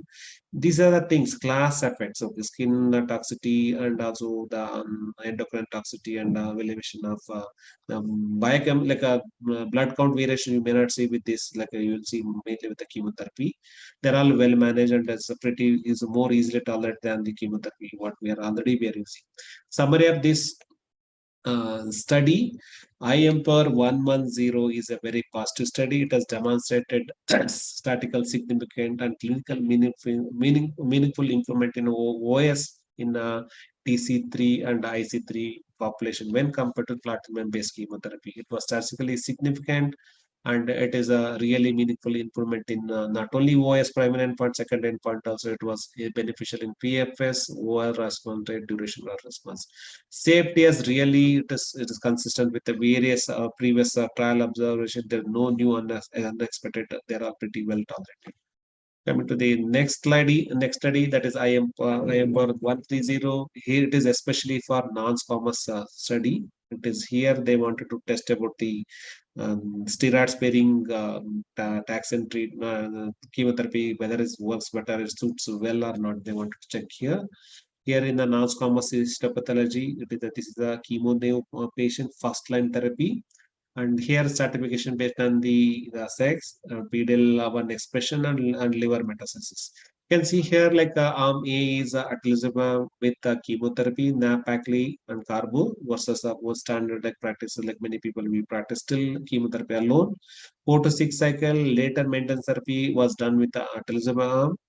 Here, like those who receive only chemotherapy, they got a cross or maintenance with the either best supportive care or versus a pemetrexed maintenance. Still, this progression was conducted. Here, that doses I'm not going here. You have to make sure that important is here the taxes is done weekly packet tax, that weekly nap packet tax 100 mg per meter square, day 1, day 8, day 15. This is important. We should remember. Many people they may practice 3 weekly. The protocol says weekly. Primary endpoint is OS and second endpoint is PFS and other safety profile, all those things. Let us see this. I'm not going immunotherapy in general because we are all well aware with this how the immune checkpoint inhibitor works actually. Just like the cancer cell release antigen is going to presented by cancer presenting cells, and priming and activation of immune system is going to happen in the body. Then trafficking of immune cells, that are T cells in the tumor, then going to infiltrate in the tumor cells, going to kill the cancer cells. I'm not going in depth about this because we are well versed with this. Here, the study wanted to hypothesis in that prove that steroid non-Paclitaxel, it is a non-Paclitaxel is potentially steroid sparing. Is going to be better because the cream of formulation is not there. We are unnecessarily we are using the steroid like is a pre-medication that is going to in turn is going to is the immunosuppressive, can reduce the efficacy of immune checkpoint inhibitor. That's why this is a preferred like a nab-paclitaxel solvent-free formulation was like it was not studied in the previous studies. That's why they wanted to do this. This is the baseline and demography of the both the group. Arm A is a chemo plus immune checkpoint inhibitor versus the immune like a chemotherapy. Age, the sex, like a liver mets was there almost 15%, and like bone mets was there almost 28%. They're well matched. There's no much difference.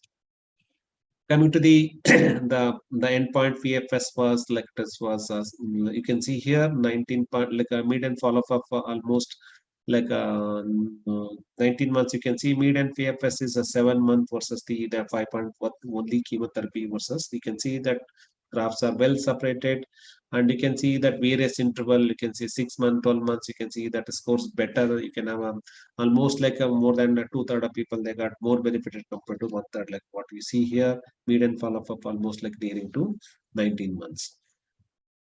Coming to the subgroup analysis, you can see here, irrespective of the age, irrespective of the gender and performance status, you can see here.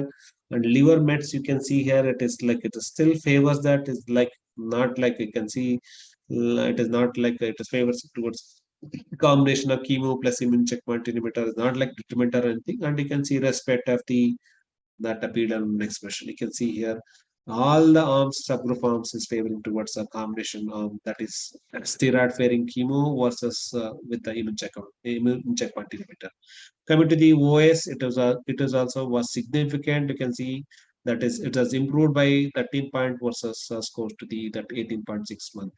Hazard ratio was 0.79. It was 2 year. You can see that is it favors the combination arm.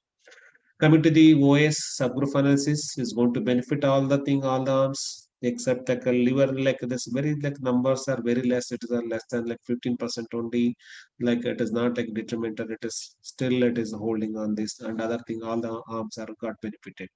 Coming to the overall response rate, you can see here. You can see that because all the like you can see that overall response was better, and you can see partial response also better, and stable these are slightly less because like if they are trying to have more like converted to response either like a slightly incremental CR versus a PR.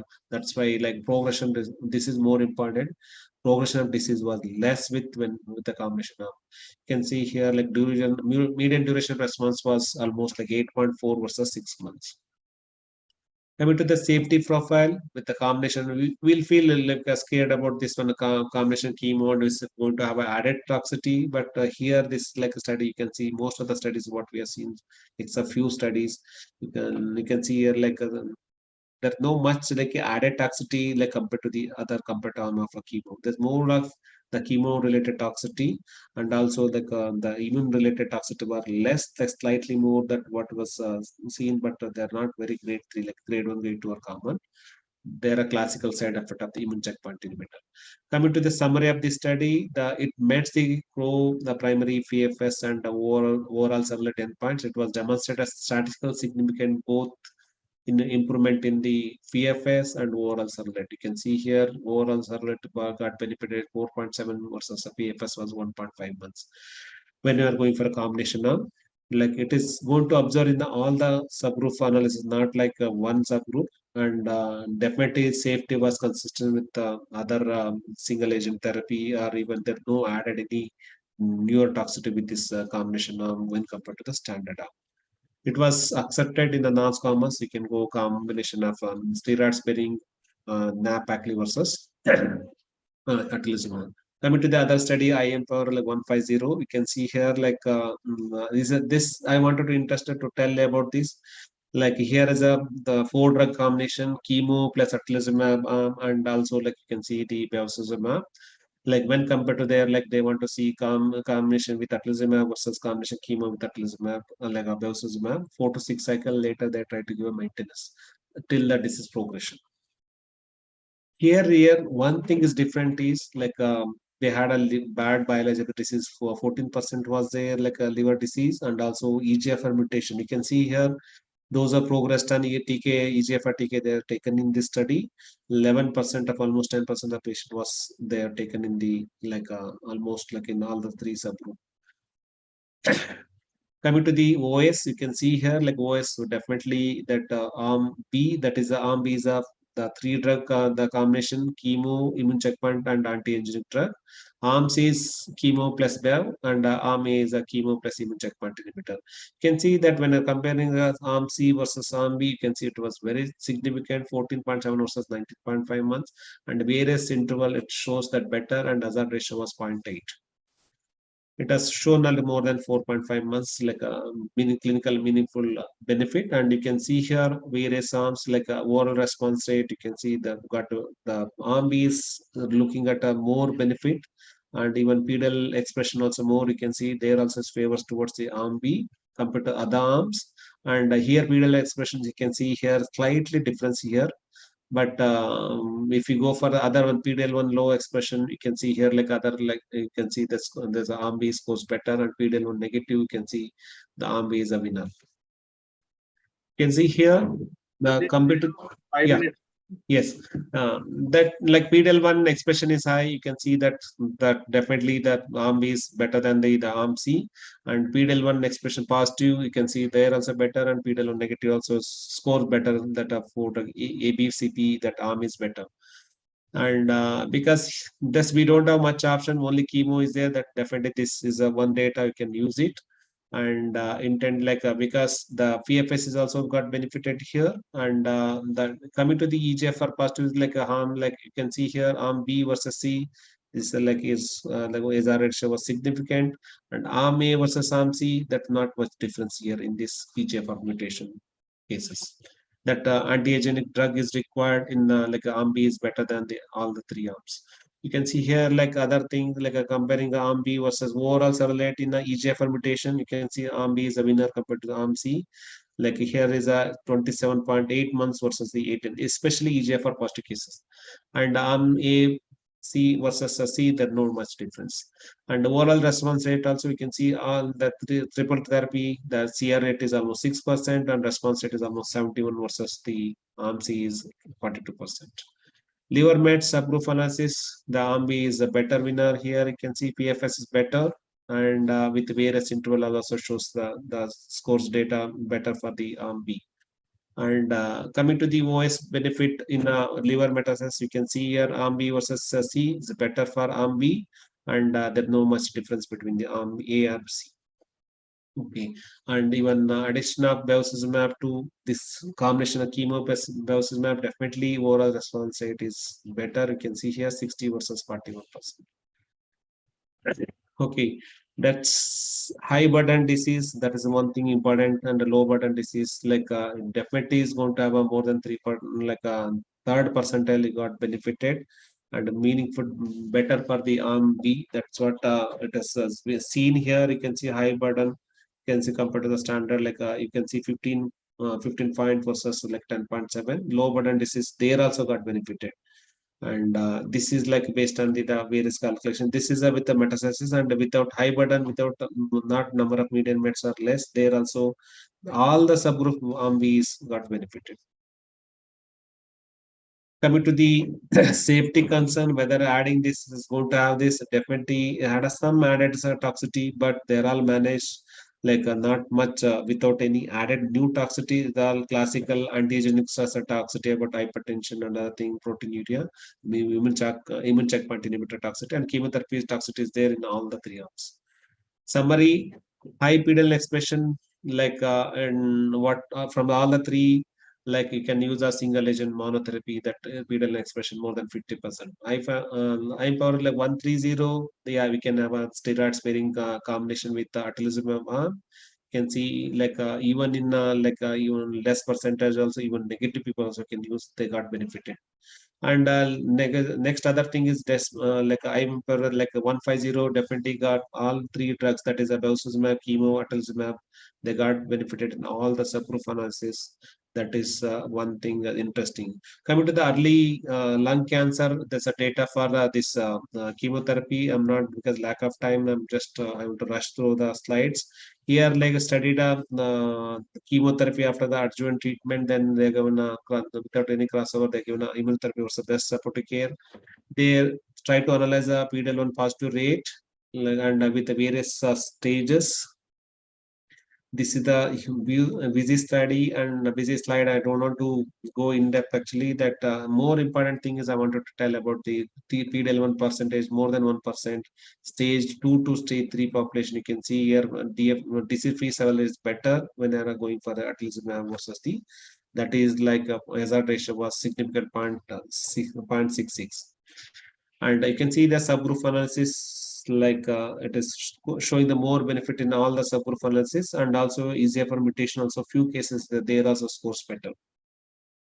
And you can see here like DFS benefit also seen in the like primary and protocol. Like you can see here, they those who got atezolizumab, like it was definitely got a meaningful benefit in a various interval, 24 months versus that even 3 years. Also data was consistently showing that updated analysis showing the it met the primary endpoint.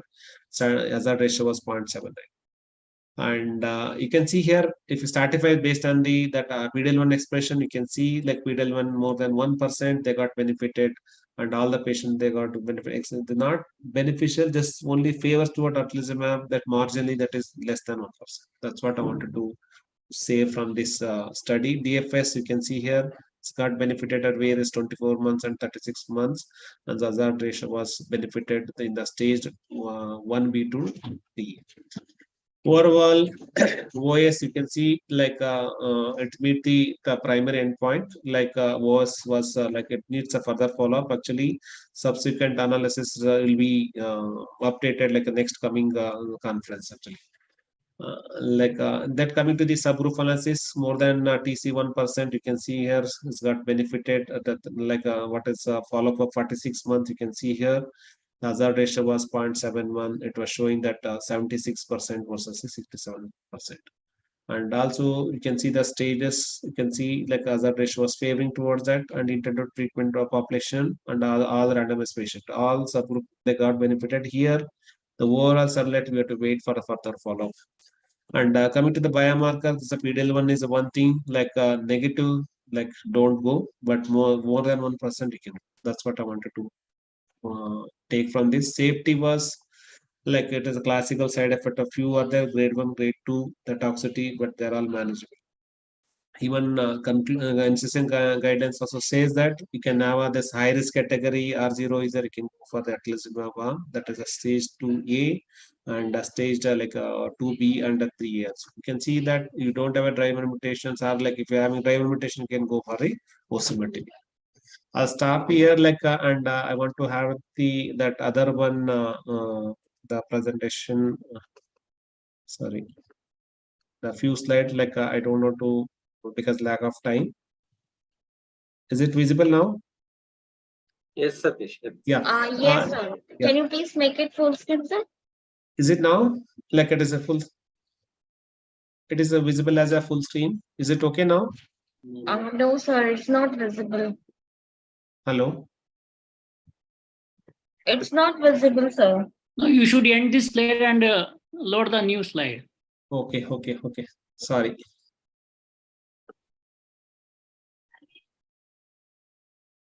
Stop sharing this. Now? Yeah. Make Is it visible now? Yes, visible. Yeah, Make it- enlarge. Okay. Yes, sir.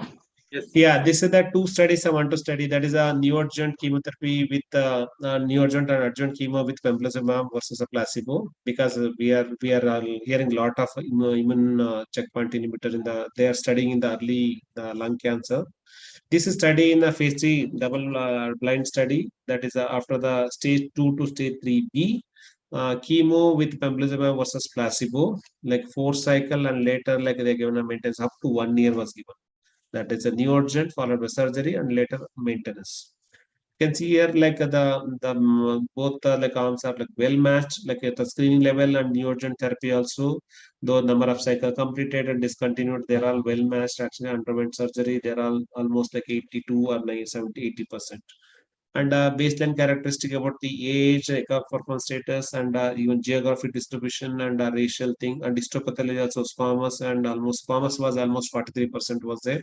Smoking history, stage wise, and nodal status wise, and EGFR mutation, all they're all well matched, well balanced actually.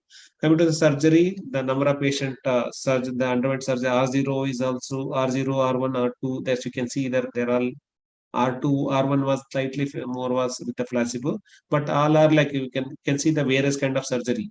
Lobectomy, pneumonectomy, bilobectomy, and exploratory like thoracotomy, they done surgery. This kind of surgery was done.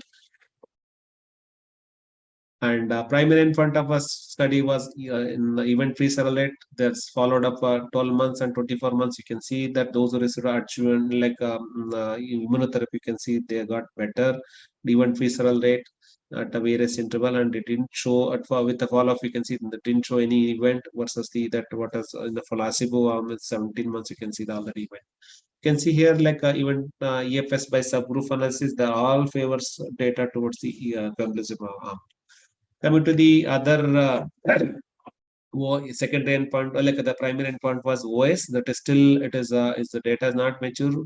Whatever the median follow-up of 2 years, you can see here. Initially, it didn't show much difference here. Like you can see 24 months, you can see showing the better shows of pembrolizumab arm. It is the SR ratio of 0.73, but needs to be very early to say about comment on the OS data. But you see that event-free survival it is favoring towards the immune checkpoint inhibitor. You can see the response rate, those who receive neoadjuvant and median pathological, the main pathological response rate, and complete pathological CR, they definitely impressed towards the pembrolizumab arm with chemo.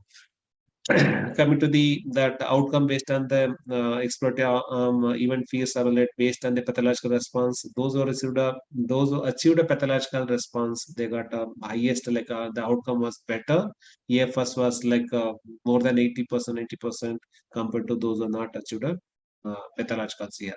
Even also that similar to the median pathological, pathological response rate. Also, you can see that those who have a better response, they try to have a longer duration of disease control. What was seen here, and you can see that it was source world for many cancers, but exceptions of few cancers.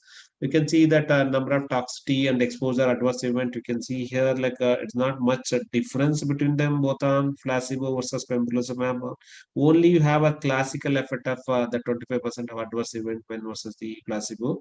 There are the classical effect of immune checkpoint inhibitor. You can see what are the types of events you are seeing like nausea, neutrophil count, like they're all based on the chemotherapy side effect what beginning, and later their toxicities are like becoming less, like asthenia and diarrhea and rash, and alteration of the thyroid function was a thing commonly was seen. This is the all like beginning in the more than 10%. Later immune checkpoint inhibitor, you can see the classical effect is those who received pembrolizumab, hypothyroidism, pneumonitis, skin reactions, alteration of liver enzyme and thyroid like function, pancreatitis. They're numerical grade 1 That's what. Investigator conclusion. Based on this, like resectable stage 2, stage 3A or 3B, those who received a neoadjuvant chemo with pembrolizumab, that is like a combination with surgery and adjuvant pembrolizumab, Keytruda, associated with a significant improvement in the EFA and the event-free survival rate when compared to only chemotherapy with surgery. The median EFS was not reached versus the 17 months in the placebo group. Overall survival rate is not showing any because it's a preliminary data, 2-year follow-up. Actually, it is needs further follow-up. Is what we have impressed is EFS is better and pathological CR rate is regardless of the irrespective of the the PWS expression, they got benefited, and also the investigator irrespective of the stage 2 or stage 3, all the subgroup the 3 group they got benefited by adding pembrolizumab, the immune checkpoint inhibitor pembrolizumab to chemotherapy. Coming to the next other study, the similar to the previous study, that perioperative immune checkpoint. This is the toripalimab with platinum doublet chemo versus platinum doublet chemo in a resectable stage 2 stage 3 lung cancer. I'll take just 2 minutes that. I'm not going there because we have a data like various immune checkpoint is coming. This is the NeoTAS study when comparing chemo plus this immune checkpoint versus that chemotherapy arm. Here they're taken resectable without any the mutation. They almost 500 odd patient here.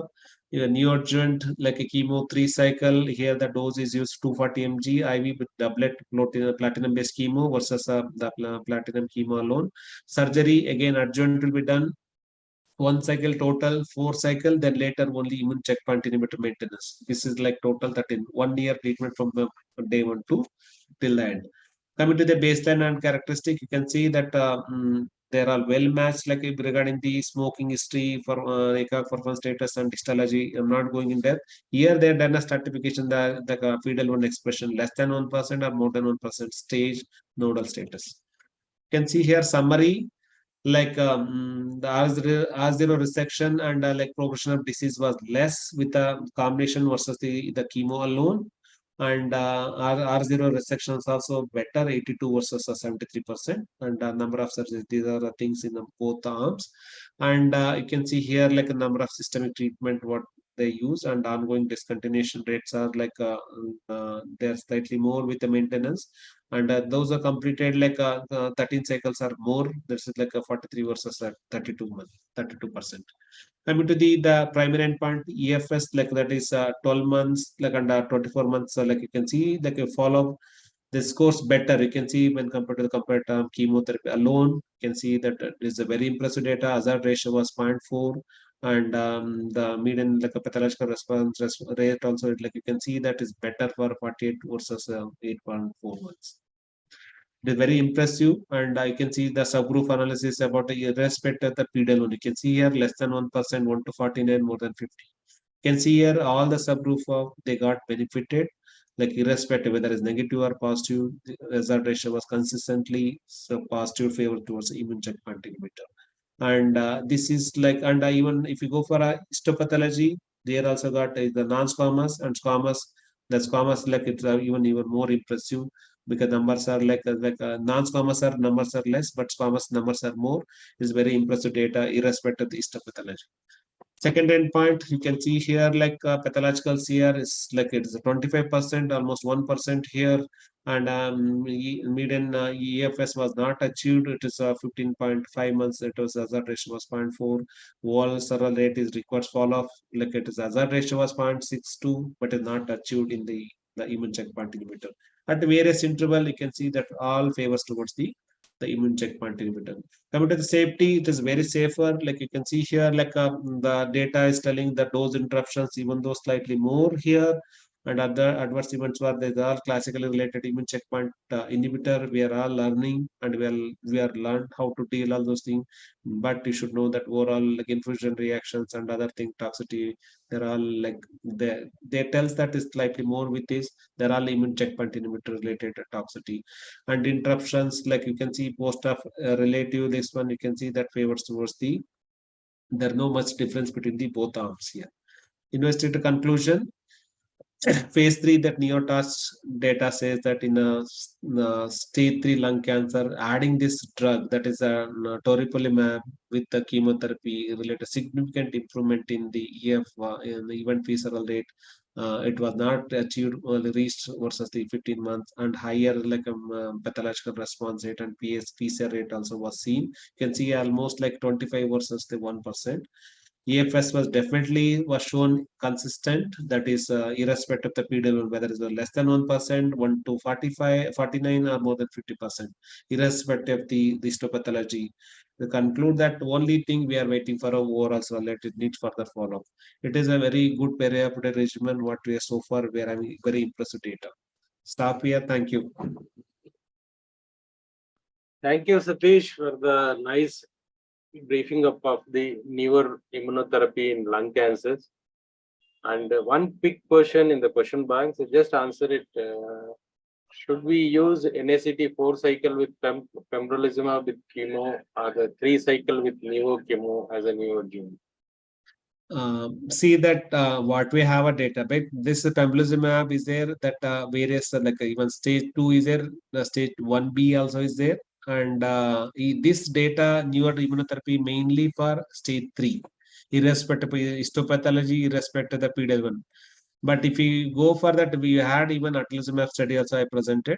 Pembrolizumab data is very impressive. That is like you can use it in all the subgroup, like you can use it. Those are negative, PD-L1 negative, don't use it. But the newer drug is a stage 3, but we don't have data for stage 2 with the newer immunotherapy drug. Irrespective of PD-L1, you can use it. That is like even what we are is very impressive data with the irrespective of histopathology and irrespective of PD-L1 expression. Definitely is very excited to see this the data and follow. This drug should come in even various other condition and like stages, various trials. We should wait. We are waiting for that. Thank you, Satish. I will not take much questions on this because we are running out of time. I will invite next speaker, KG Srinivas from Mysore. He is a senior consultant from Bharat Cancer Hospital. He will be speaking on real-world data of stage 3, managing stage 3 lung cancer and adjuvant targeted therapy in the non-small cell lung cancer. So, Srinivas, over to you. So please stick on to your time. We will have 30 minutes. I'll finish the session before the stipulated time. Don't worry. So thanks, Rajiv, for that introduction. I thank the organizers for giving me this opportunity to talk on this topic. Share your slides. I'm sharing my screen. So, are you able to see my screen? Yeah. Make it full screen. 1 second. Is it okay now? Yes. Yes, sir. Is it moving? So they have given me a task of talking on stage 3 lung cancer, how to manage it. One of the most controversial topic in lung cancer, I can say. Am I audible? Yes, Srinivas, you are very much. Yes, sir, it's audible. Yeah. So one of the most controversial topic and one of the most heterogeneous stage among the lung subgroup, I can say. Stage 4, we know very clearly what we want to do. Early stage, still it is like either stage 1 or 2. We know that, okay, this person will go for surgery. If the patient is resectable, we send them to a surgeon. Of course, with the concept of neoadjuvant therapy, the things are changing. But stage 3 is something you have a lot of controversies, 3A, 3B, what to do, whether patient is fit for surgery or patient is inoperable. And now with the available of biomarkers, how to take these patients, whether neoadjuvant or and so on and so forth. So let us discuss this by having a case. Why this is not moving something? Okay. So I'll start with the presentation with the case. Case 1, patient 34-year-old male, non-smoker, presented with complaints of hoarseness of voice. with the patchy opacities in X-ray with in left upper lobe and the left hilar region. The CT chest revealed few well-defined dense nodular lesions in apical segment of left upper lobe, and which is 26 into 16 mm in size, with a well-defined prevascular and hilar lymph node, largest being 5.4 into 2.9 centimeters. Some of the slide is not. Okay. The next plan was to do an EBUS with the transbronchial needle aspiration under GA was planned.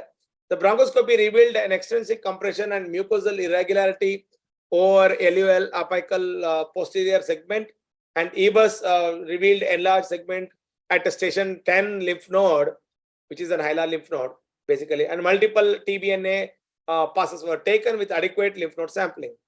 So this is the pathology report and IHC report suggestive of the sample which was taken from left upper lobe through transbronchial biopsy revealed features favor of adenocarcinoma with lymphatic spread, and they also did EBUS guided TBNA from mediastinal lymph node, which revealed reactive lymphoid infiltrate, which are actually essentially negative for the malignancy.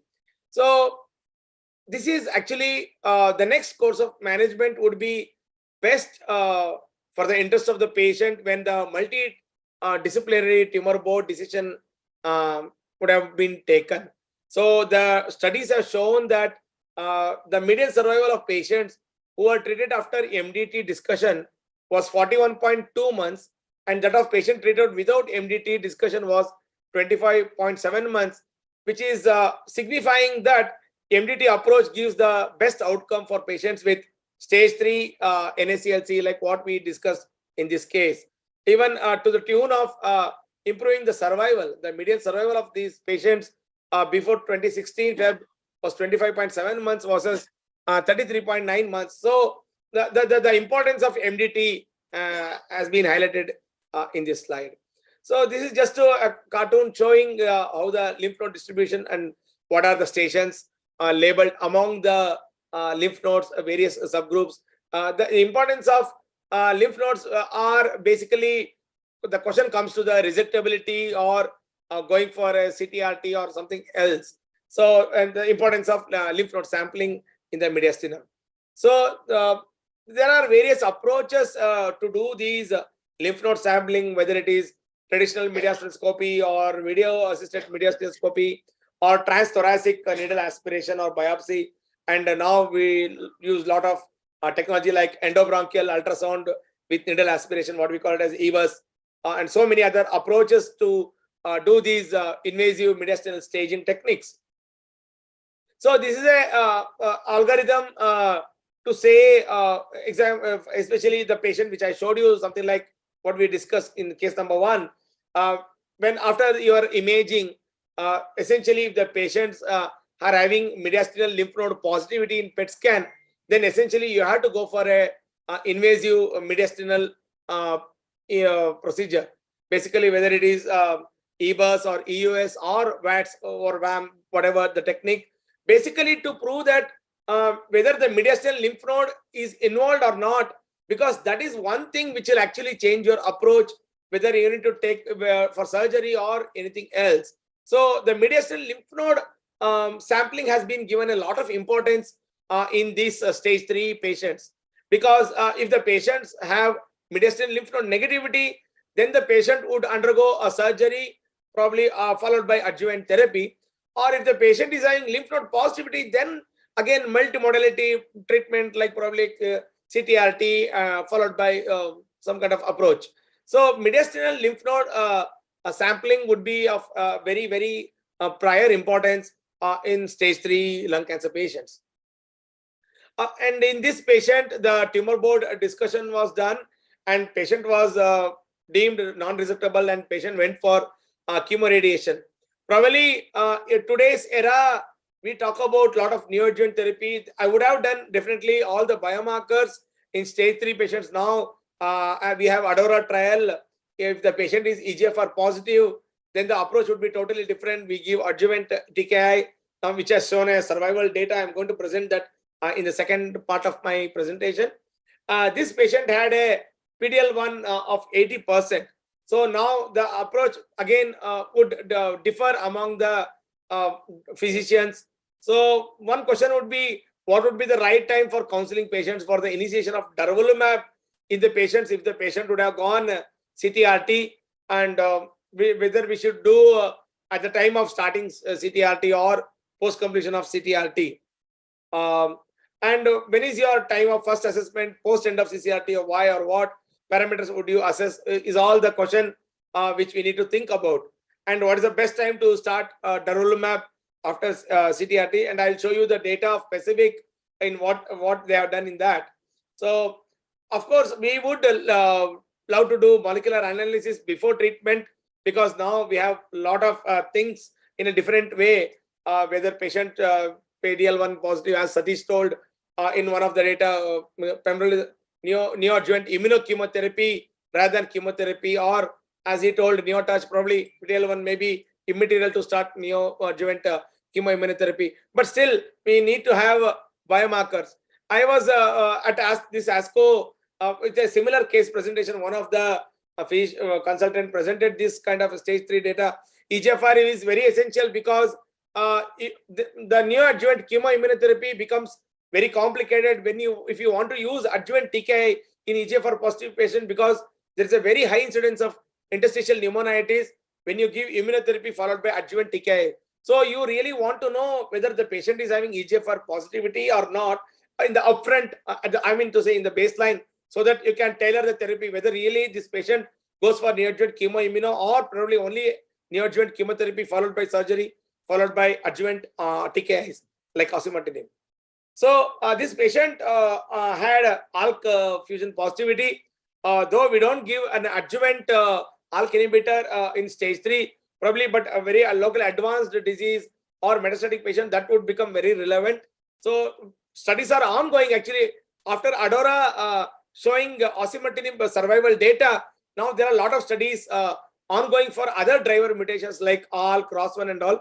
I think we need to wait for the data to know the significance of adjuvant ALK inhibitors, whether they have any clinically significant benefit. Now I'll move to a second case, 76-year-old male, known smoker with history of controlled hypertension, diabetes and CKD, evaluated for complaints of cough, expectoration, and HRCT revealed right upper lobe lung lesion. CT guided biopsy showing extensive necrosis with atypical cells. So then PET was done, which showed metabolically active mass lesion in the right upper lobe with ipsilateral, hilar and peritracheal lymph node metastasis, and subpleural nodules in the right upper lobe and right lower lobe, which are also suggestive of metastasis in this patient. And the staging EBUS was done, which revealed station 7 lymph node is positive for malignancy. And how to proceed, any different approach in this patient. Probably thoracoscopic biopsy. If it is negative, then go for surgery or VATS, like right upper lobectomy or nodal clearance, something like that. Or if the patient is having a positive lymph node, then probably only chemo or targeted therapy would be the approach.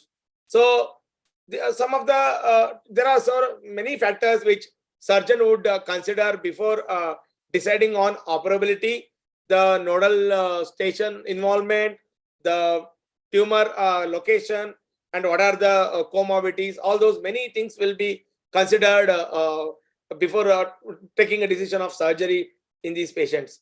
And patient intra-op had hypoxia post single lung ventilation, and VATS was aborted, and patient was planned for definitive chemoradiation. With the advent of checkmate 816, any difference in management of this patient has to be considered, and which are the patients who directly would go for definitive chemoradiation is also need to be thought. So again, as I told you, MDT multidisciplinary approach or MDT decision is very, very vital in taking any of these decisions in these patients. And when we talk about chemoradiation, definitely Pacific would come to our mind, because this was the first randomized double-blind phase 3 placebo-controlled multi-center international study. In this specific data, what they did was patients who were stage 3 locally advanced unresectable NSCLC who have not progressed following definitive platinum-based chemo radiation, who are 18 years or older with good performance status, were randomized to durvalumab 10 mg per kg 2 weekly for up to 12 months and versus placebo in the other group. So typically they allowed from range from 1 to 42 days of post CTRT to start durvalumab in these patients in this trial. So the co-primary endpoint was PFS by BICR using RECIST 1.1, and the key secondary endpoints was overall response rate, duration of response rate. So Pacific R was another study, which is an observation study with unresectable stage 3 patients on durvalumab with 169 of the total 1,155 population who are received sequential CRT and the 3-month safety data. So if you can see the right side column, there were a significant amount of pneumonitis, but they were all lower grade with manageable patients. So, but durvalumab has shown a significant PFS and it made its primary endpoint. And durvalumab is indicated and approved in India as maintenance therapy in those who have an unresectable stage 3 NACLC and have not progressed on platinum-based doublet chemotherapy. So if you can see this progression-free survival by BICR in intent to treat population, the curves get separated as early as 3 months and it is sustained throughout. And if you can see the time from randomization like 2 years, 3 years, 4 years and up to 5 years, you can see the curves get neatly separated and they don't merge. So it has shown a very significant PFS at every cutoff point, like at 2nd year, 3rd year, 4th year and 5th year. So the median OS was also improved when patients were exposed to durvalumab, showing 16.9 months survival OS compared to 5.6 months, and the stratified HR for progression or death was 0.55, which is clearly telling the benefit of this drug in this patient subset. So this is the first and only approved IO to show sustained and durable PFS benefit at 5 years time point. So this is the first and only approved IO to show even 5-year OS benefit. The median OS at 5th year was like it is 47.5 months versus 29.1 months in placebo group, showing a very significant benefit even as far as the median OS is concerned. The stratified HR for death was 0.72, again showing a benefit for OS when the patient were exposed to durvalumab. So almost 43% patients taking durvalumab were alive at 5 years. I think if you see the historical data in stage 3 patients, the highest benefit what they have got was around 15 to 17% who are alive at 5 years. The 5-year overall survival, if you take the historical data, whatever the adjuvant, whatever the trials, it was showing like maximum around 14 to 16%.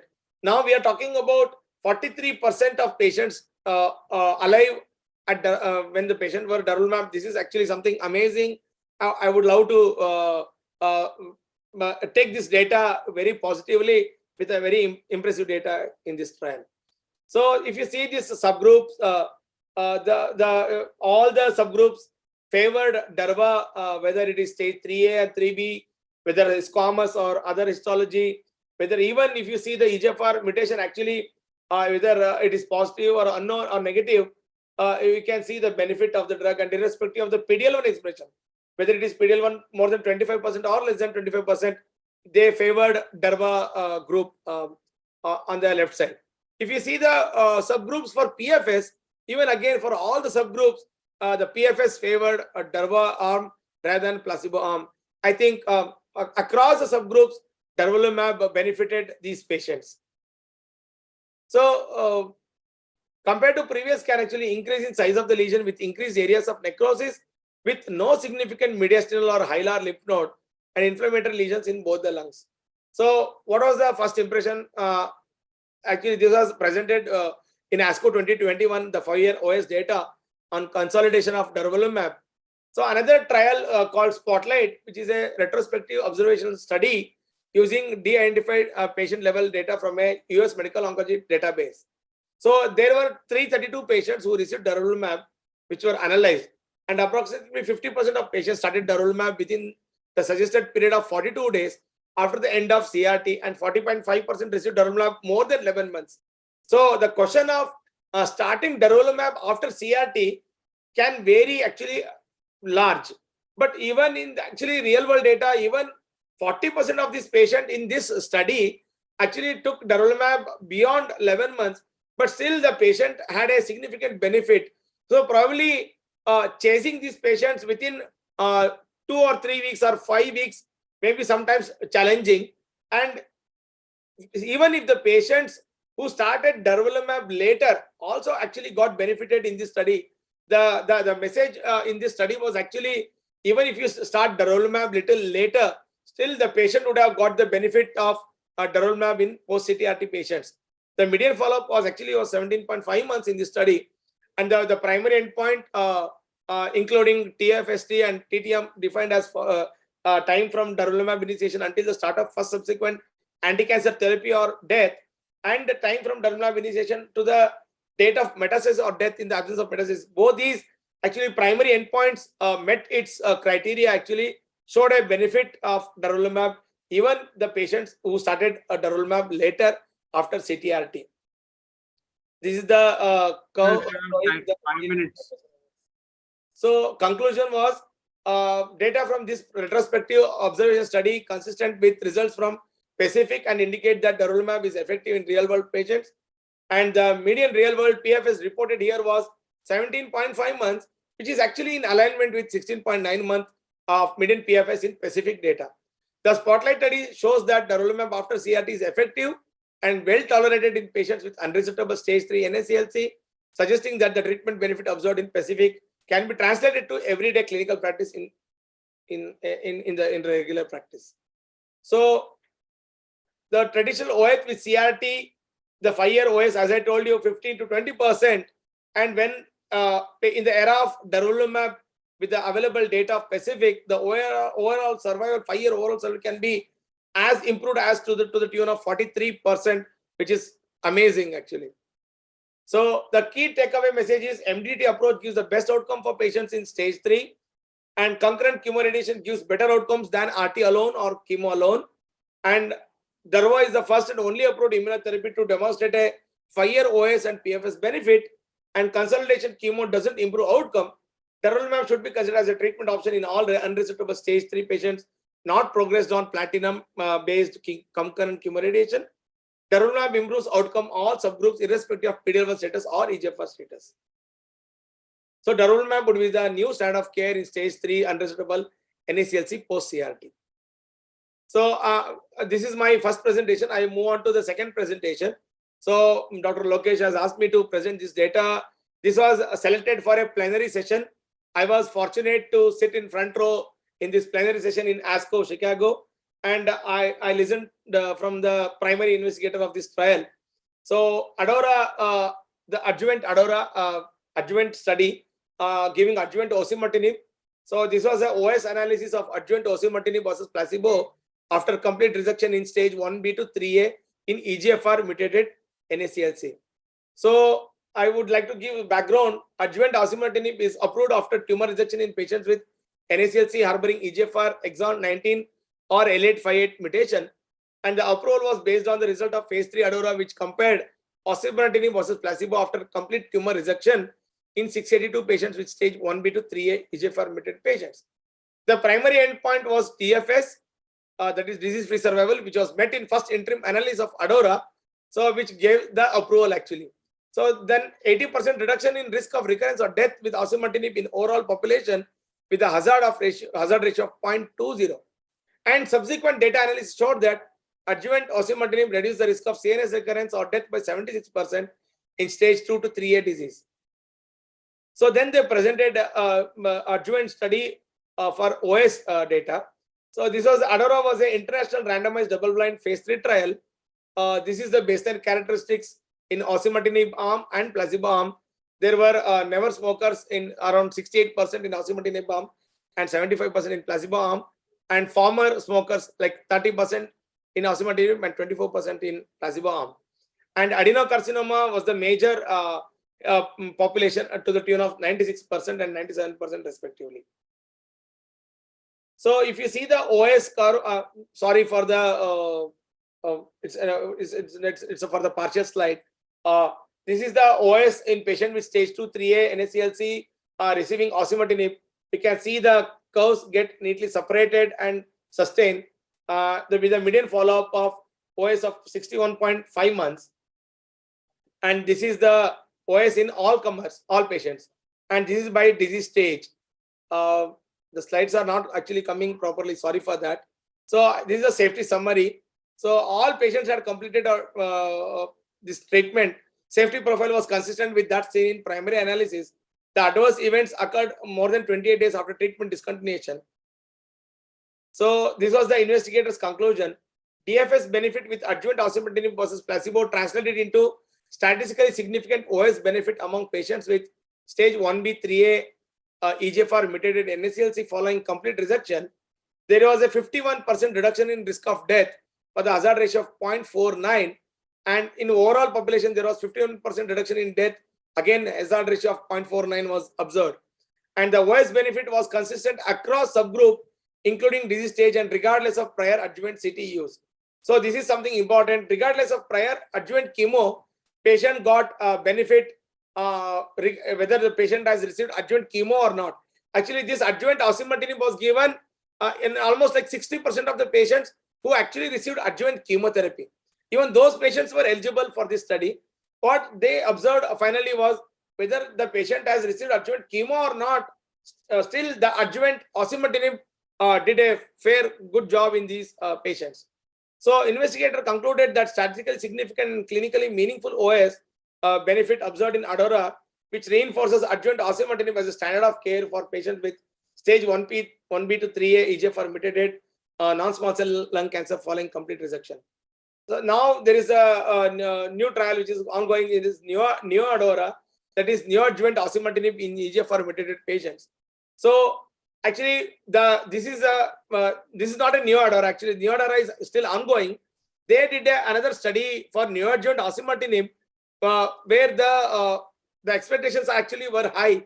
They kept the median pathological response to prove it as a positive trial was 50%. But what actually turned out to be in this study was the median pathological response was 15%, which actually didn't meet the primary endpoint.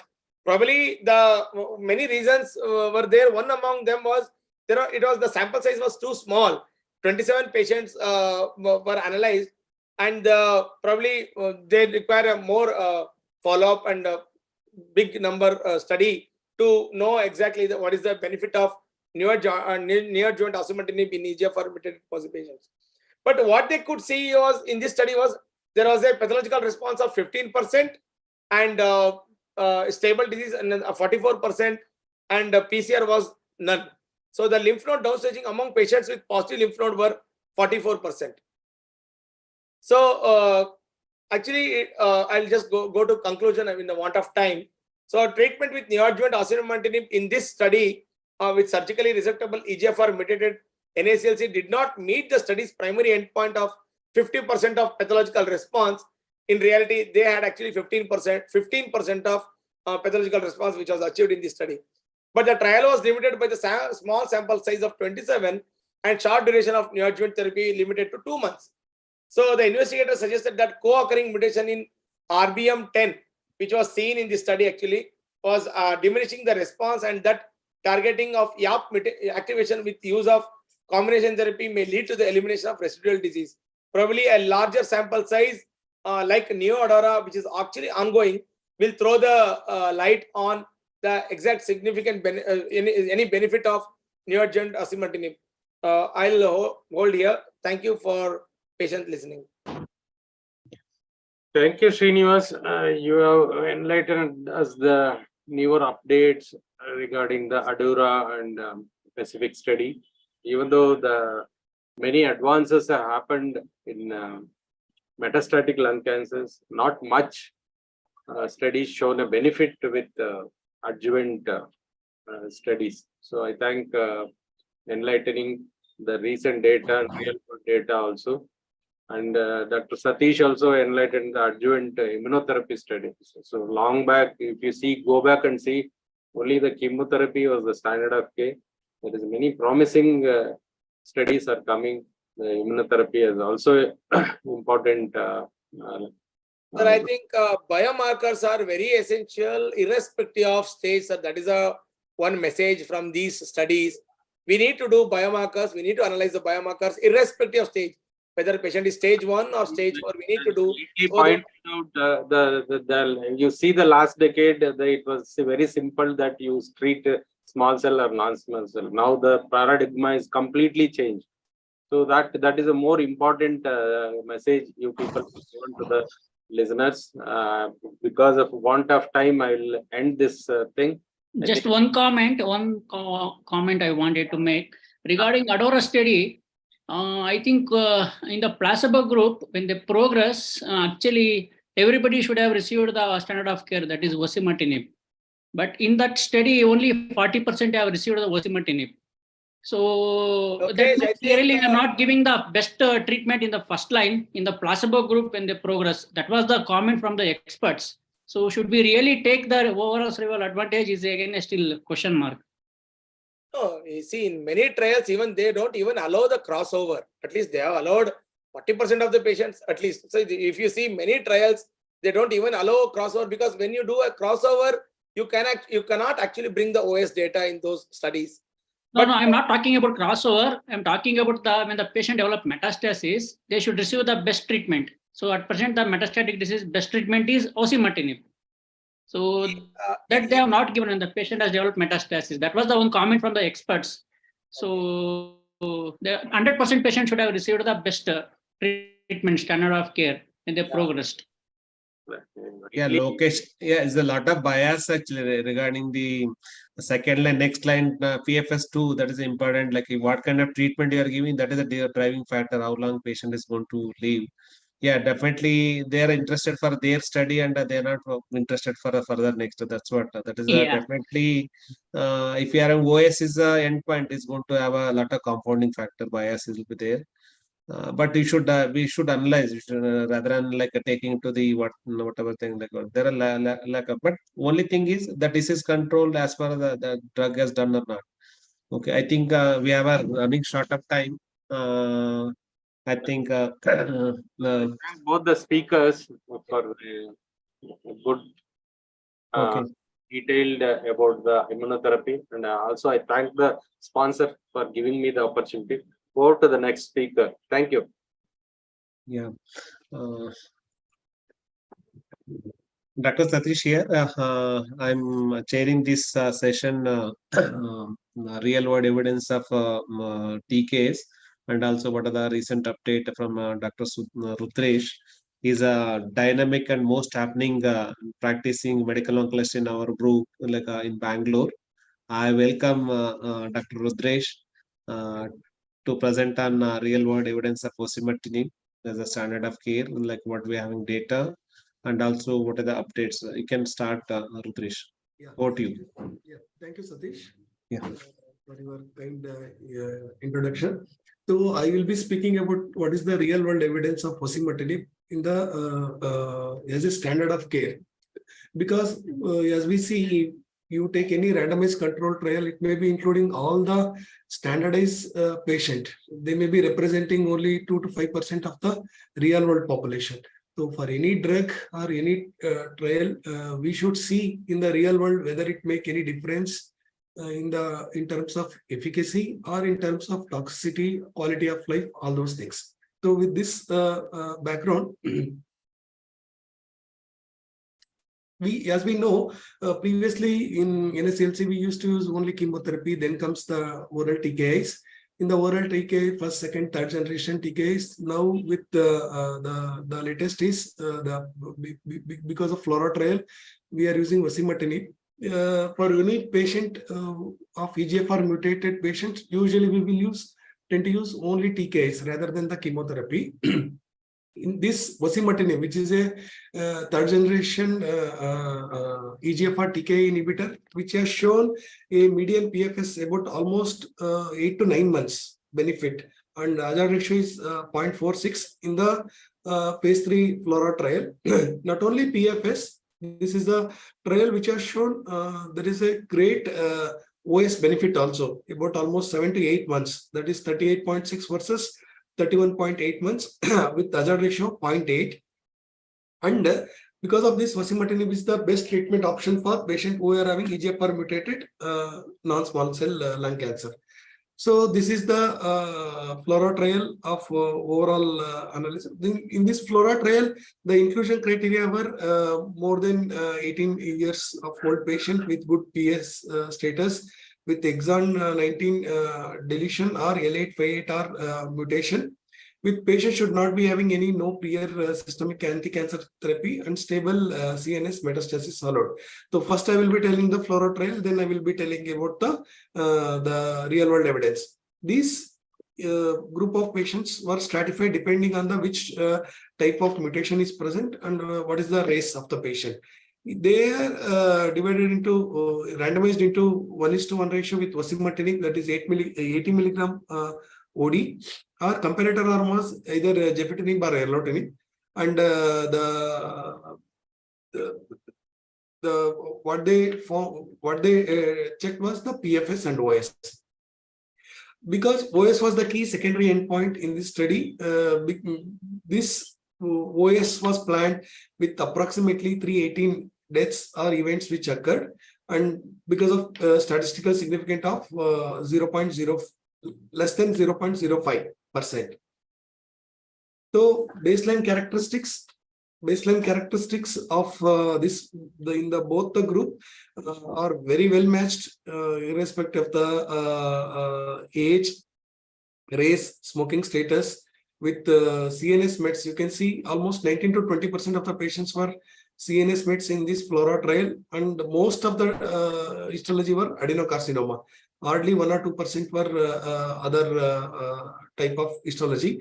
And EGFR mutation at randomization, almost 65% are exon 19 deletion, and remaining were L858R mutated. So you can see here PFS, the curve started separating as early as 3 months, and it is persisting even after more than 2 years. And the median PFS, I already told, it is 19 months versus 10 months. And p-value is very much significant with hazard ratio of 0.4. You can see here the PFS in this forest chart. You can see all the subgroup of patients, irrespective of whether CNS mets are there, irrespective of the racial ethnicity, the type of mutation, either exon 19 deletion or L858R mutation, or the EGFR mutation, whether which was detected by doing the primary biopsy from the lung or from the blood. So almost all the subgroup of patient have shown PFS benefit. And the OS benefit, you can see here at 1 year it is 89% versus 83%. At 2 years it is 74% versus 60%. And even after 3 years, there is a 10% difference in the OS benefit. And the hazard ratio is 0.7, and median OS is 38 versus 31 month. With this background, because of this trial, you can see here NCCN, if any patient of NACLC whom we found EGFR mutation is detected, the first preferred regime is osimertinib. Or we started some chemotherapy and and in between we found there is a EGFR mutation. After the planned systemic chemotherapy, we can switch over to osimertinib. So what are this is the FLORA trial which has shown PFS, excellent PFS and excellent OS benefit. So whether this trial is translated in the real world evidence. So I will be talking about 3 studies. That is, first one is FLOWER study. So this is the introduction. Background of this study is the FLORA trial. I already told, since there is a PFS benefit about 10 months and OS benefit about almost 6 to 8 months. So this drug was started using, and the most important, as I already told, it has been estimated that only 2 to 4% of the patients with cancer receive treatment within the randomized control trial. So only 2 to 4% are in the randomized control trial. So remaining people, we don't know how they will represent. So real world data is very much important. So in this real world, in this flower study, you can see the median age is on par with the flora study. You can see here the number of patients with brain mets were 38, whereas in the flora trial it was almost 20%. And ECA performance rate, everything is same. So more number of patients in this flower study is having brain mets.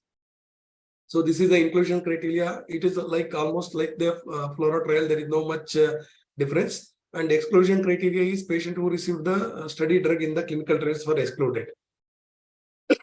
The study endpoint, the important the study endpoint was median time to treatment discontinuation.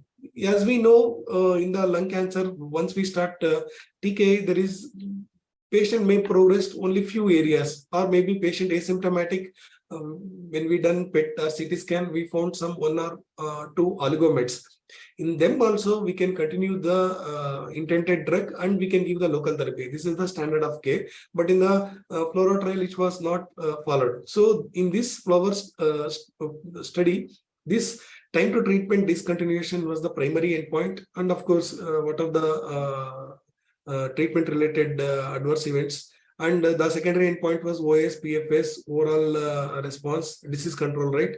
And the diagnostic pathway, which may be the time frame between the diagnostic biopsy and histological report, and the number of proportion of the patient who underwent the loco-regional treatment, and whenever we done the rebiopsy and progression, he studied in this in this real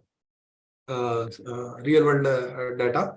So patient with poor PS, comorbidities, and rare EGFR mutated patient with active brain mets were included in this trial, which was not that much represented in the randomized controlled trial. And outcomes were almost similar to the published data, thus adding the consistent to the osimertinib efficacy. And in this trial, we will see there is no difference in the PFS or OS. So this is the time to treatment discontinuation. The median time was 25.3 months. If time to discontinuation, if there is no symptoms, it is not yet reached. But patient, once they develop, it is 18.8 months. So if the patient who are having less than 3 meds, when we continue the drug, it has shown excellent benefit compared to the changing to the second line drug. So time to treatment discontinuation appears to be very suitable endpoint to evaluate treatment outcomes in the pragmatic real world trials. And this time to treatment discontinuation was longer, 25.3 months, whereas in flora trial it is 20 months. So better TTD was associated with fewer than the 3 progressing site compared to the oligo systemic meds.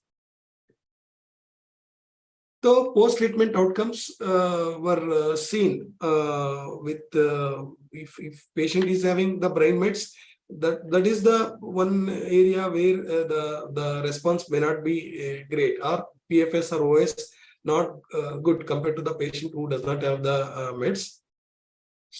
And not only the site of meds, that the number of metastasis is also important. If patient is having more than 3 meds, in them PFS and OS is not that much good compared to the less than 3.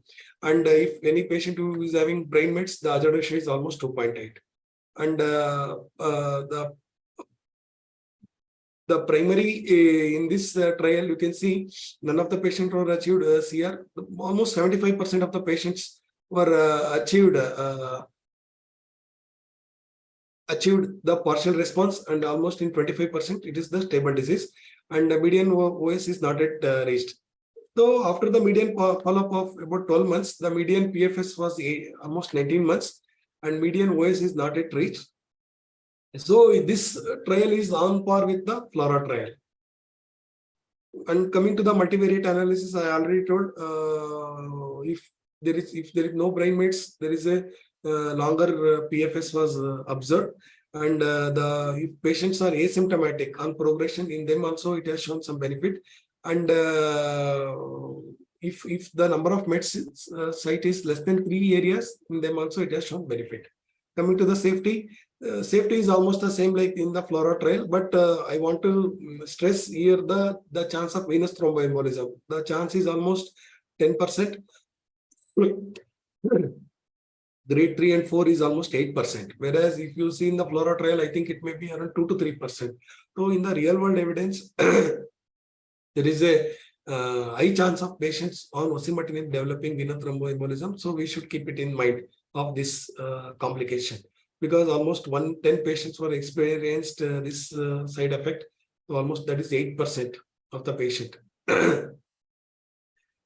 Whereas in the FLORA trial, it is 3%. In the real world, we are seeing almost 8%. So there is almost 5% increase in the chance of osimertinib. We should keep it in the mind whenever we are treating with osimertinib. But if you take age, PS, comorbidity, and tumor load, there is no difference. But whenever we are starting the osimertinib compared to the comparator arm, the who are on osimertinib, there is high chance of venous thromboembolism. This is the univariate analysis, which has none of the like age, age, the comorbidity index, number of meds, or performance status. None of them is correlating with the. So all that what I mean to say, almost all the group of patients, there is a high chance of developing venous thromboembolism. And this trial has confirmed the effectiveness and safety in the real world scenario also. So summary comparison of this FLORA and this FLORA study, number of patients were 550, here it is 120. The median PFS is same, almost 18.9 months. Median overall survival in the FLORA, it is 38. It is not yet reached. Number of brain mets patients were 30% in this real world, whereas 19%. And the most importantly, patients who are having poor PS, comorbidities, active brain mets were included. And there is no difference in the PFS time to treatment discontinuation OS in the elderly patients with other comorbidities. And what is most important is the high risk of thromboembolism in this trial. So coming to the second trial, this is the background, that is the FLORA trial. So inclusion criteria of this trial, advanced EGFR mutated NACLC with osimertinib as the initial treatment. Exclusion were patients who are using the other anti-cancer treatment or who are undergoing post-operative adjuvant chemotherapy are receiving osimertinib in the second line. The patient baseline characteristic is almost the same like in the FLORA trial, no much difference. And here what they assessed is the PD-L1 status also. So almost almost 50% of the patients having the PD-L1 expression more than 1%, and more than 10%, almost having 50% of the PD-L1 expression. And the brain mets total were almost 30%, and symptomatic were 6%, and the number of mutation, it is almost the same, that is 19 deletion or L858R, almost 50%, whereas in the FLORA trial, the more number of 19 deletion were seen compared to the L858R. So coming to the endpoint in this study was PFS was the primary. Next OS, secondary, the secondary endpoints were OS, time to treatment failure, response rate, safety, and objective response rate and disease control rate. The PFS events occurred in 182 out of 538 patients, and median PFS was 20.5 months. And other parameter, you can see the PFS, patients who are having liver mets or malignant pleural effusion, compared to patients who does not have any pleural effusion or liver mets or advanced unresectable cases, where the hazard ratio is more compared to the patients who does not have all these things. And coming to the with respect to PD-L1 expression, with the median PFS not yet reached in patient with the TPS score of less than 1%, whereas 14.7 months if it is less than 40%, and 11.1% if it is 50%, it is not reached in the if it is not known the this one. And you can see here hazard ratio, I already told, male with pleural effusion, if any having the lung lesions in them, liver mets, in them the prognosis is poor compared to patients who does not have other things. And in this real world evidence, I want to stress in this trial is the chance of pneumonitis. So the reasons for the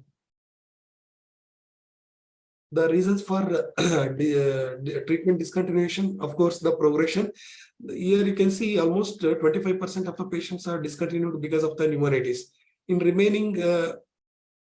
remaining are few. So with patients are osimertinib, if there is any patient is having increase in the breathlessness or cough, dry cough, so we should keep it in mind of risk of pneumonitis.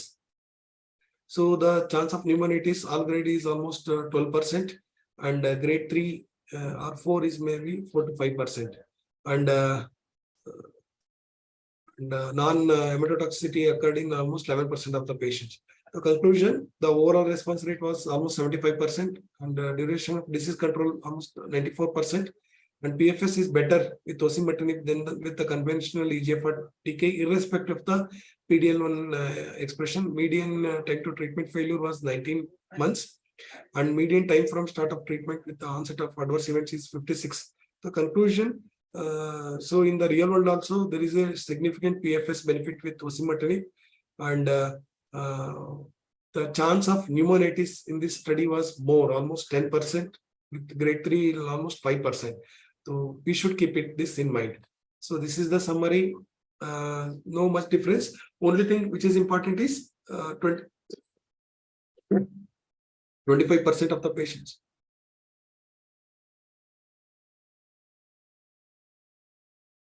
Hello? Yeah, sir, your voice is audible. Yeah, my slides are visible, no? Yeah, yes, visible. Yes, sir. Yeah. Yes, sir. Okay. Okay. The chance of pneumonitis is more. So coming to the last third study, so this is the background. That is the FLORA trial, which has shown some significant PFS and OS benefit with manageable toxicity. With this background, when we started this drug in the real world, this third study was the global observational prospective study, which is ongoing in the US, Europe, and Asia. And the interim sub-analysis was done at June 30th.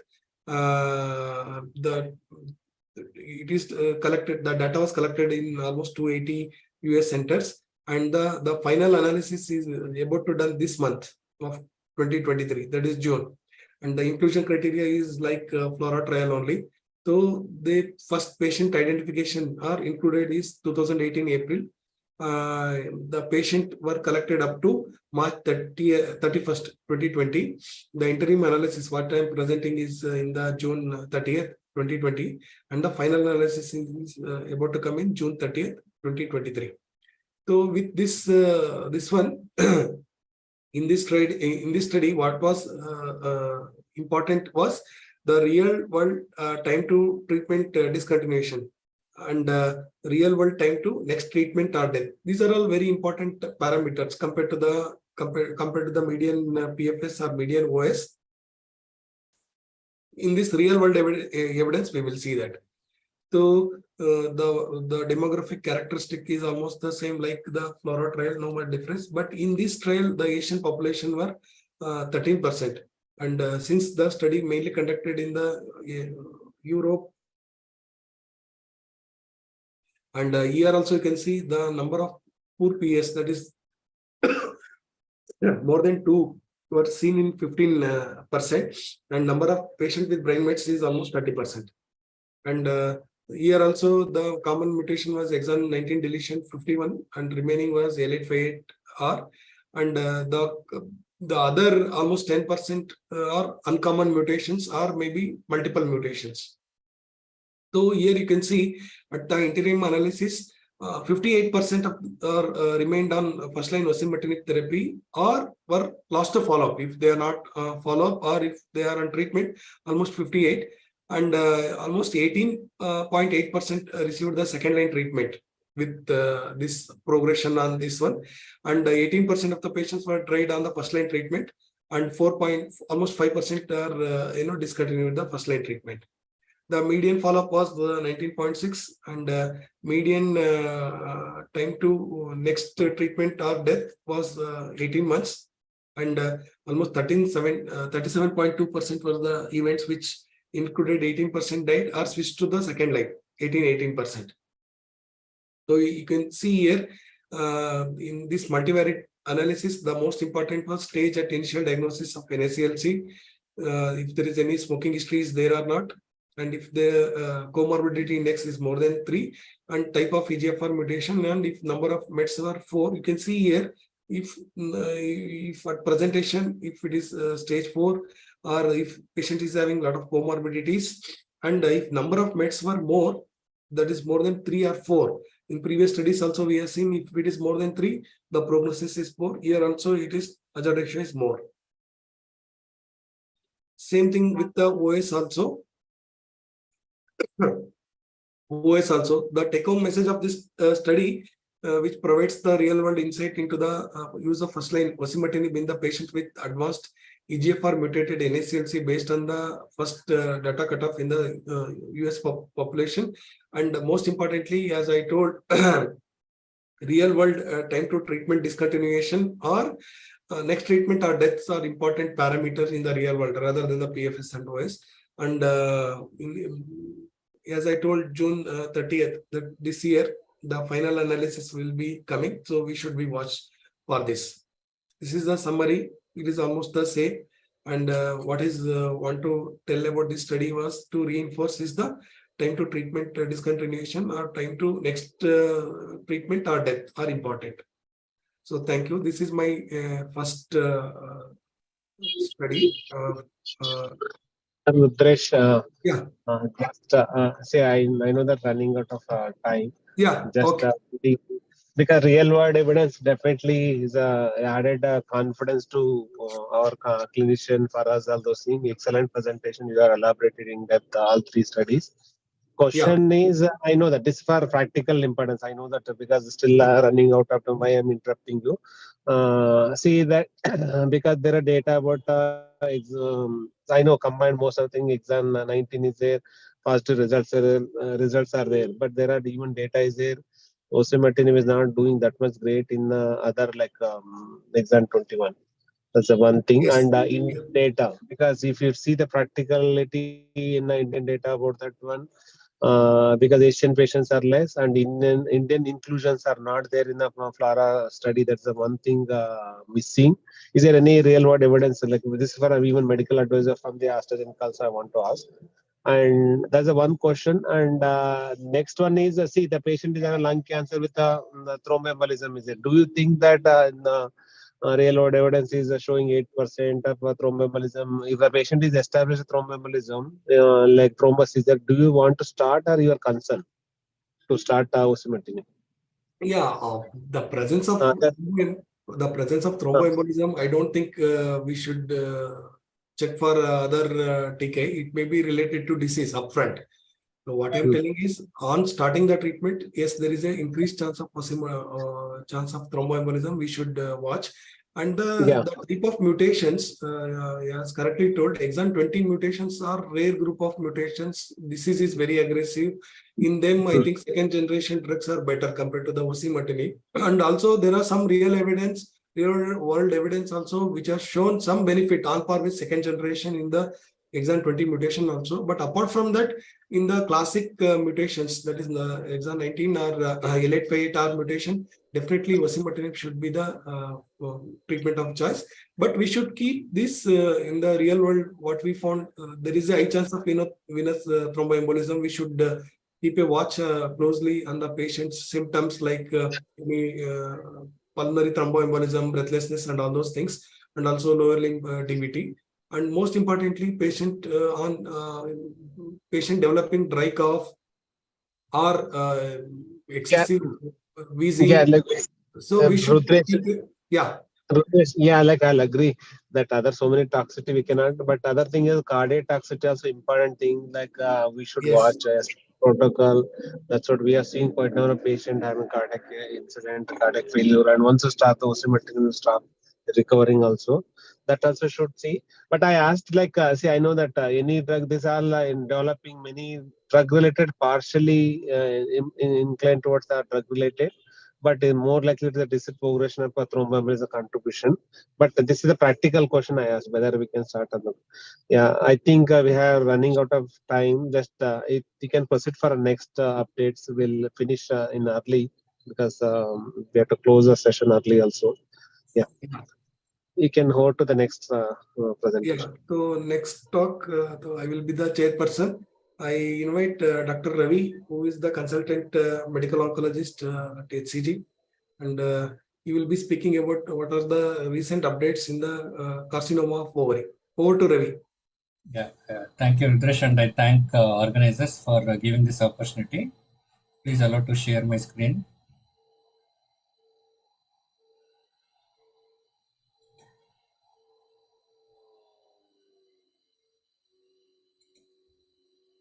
Yeah, can you please share your screen, sir? Yeah, no, yeah.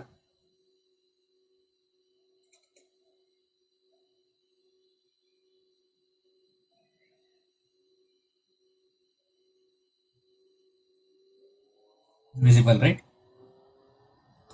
No, sir. No, not visible.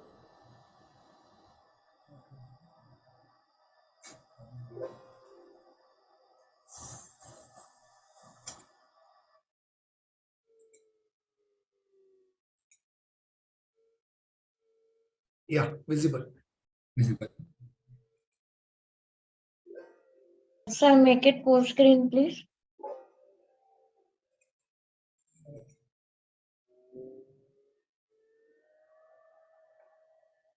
It is not full screen now. No. No, sir.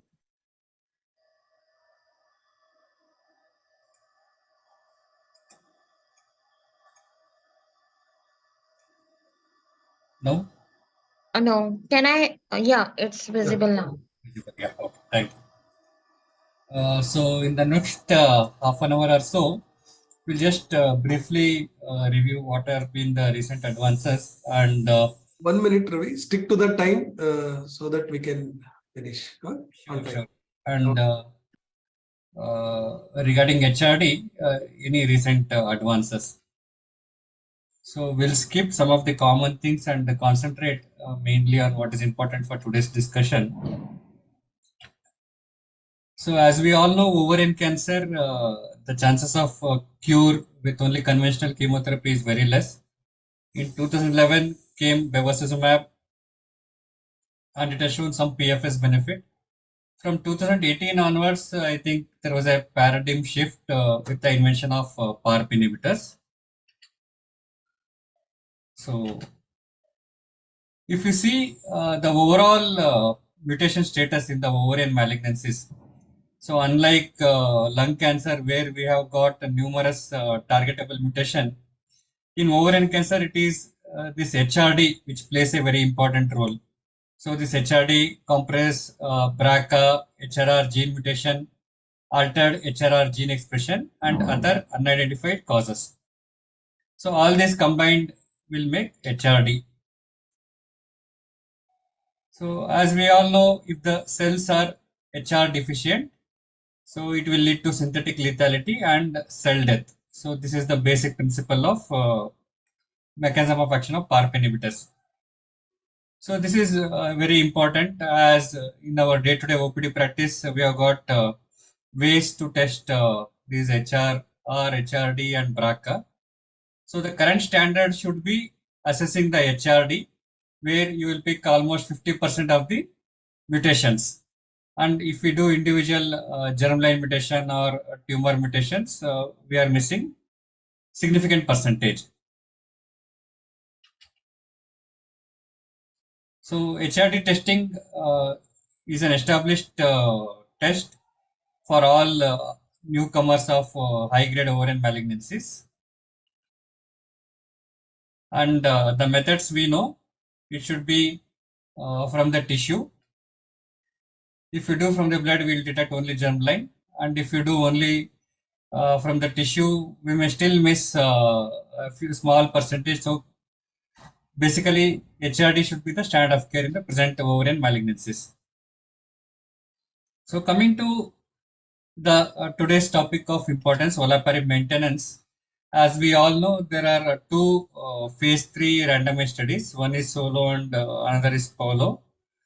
So the basic difference is solo was done only in the BRCA mutated subsets, and this polo study it was done in all comers. So and then there was a subset analysis, and we'll discuss the results. So coming to the solo trial, if you see the inclusion criteria in both the trials, it was more or less same, except the solo trial, it was exclusive for BRCA mutated patients. And the standard of care was given and then randomized to olaparib versus placebo in 2:1 randomization. And olaparib was given for a minimum of 2 years, and it was continued beyond 2 years if the clinician felt it is required. The primary endpoint of the study was PFS. So look at the Kaplan-Meier curves. We can very well see that it is highly significant with a hazard ratio of 0.3. So based on this study, olaparib has become the standard of care in BRCA mutated ovarian malignancy patients, and it has shown significant PFS benefit.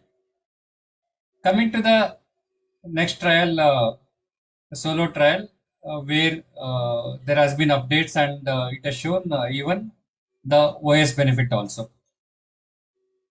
So the adverse events, if you see, especially what we were worried initially when giving this olaparib was MDS AML, but we have rarely seen the clinical practice, and even in the landmark trials, it was only about 1.5%. So coming to another study where all comers were included, and if you see, this is the present patient subsets what we see, because bevacizumab has become the standard of care, and if you don't give bevacizumab, probably we are say undertreating the patients in the present era. So this was more like a real world study where again the patients were randomized to, in one arm, the standard of care, that is bevacizumab maintenance for 1 year, and the other arm it was the same, plus it was combined with olaparib maintenance for 2 years. So this is more practical study what we practice in our day-to-day practice. So in the Polo study, as I discussed, all comers were included, but there were pre-specified subset analysis. And if you see the overall results, again, it was an highly significant study in terms of PFS with a hazard ratio of 0.59. And if you see the forest plot, all subsets derived benefit. So here is a study which has shown that if HRD is negative also, you can give this olaparib, but it should be combined with bevacizumab. But in the subset analysis, they showed that if HRD is positive or if BRCA mutation is positive, then our results will numerically increase to a significant extent. So in the pre-specified subgroup PFS analysis, it showed that the patient who had BRCA mutation, their median PFS was better as compared to those patients which didn't have BRCA mutation. Otherwise, it was a positive study in terms of PFS in either groups.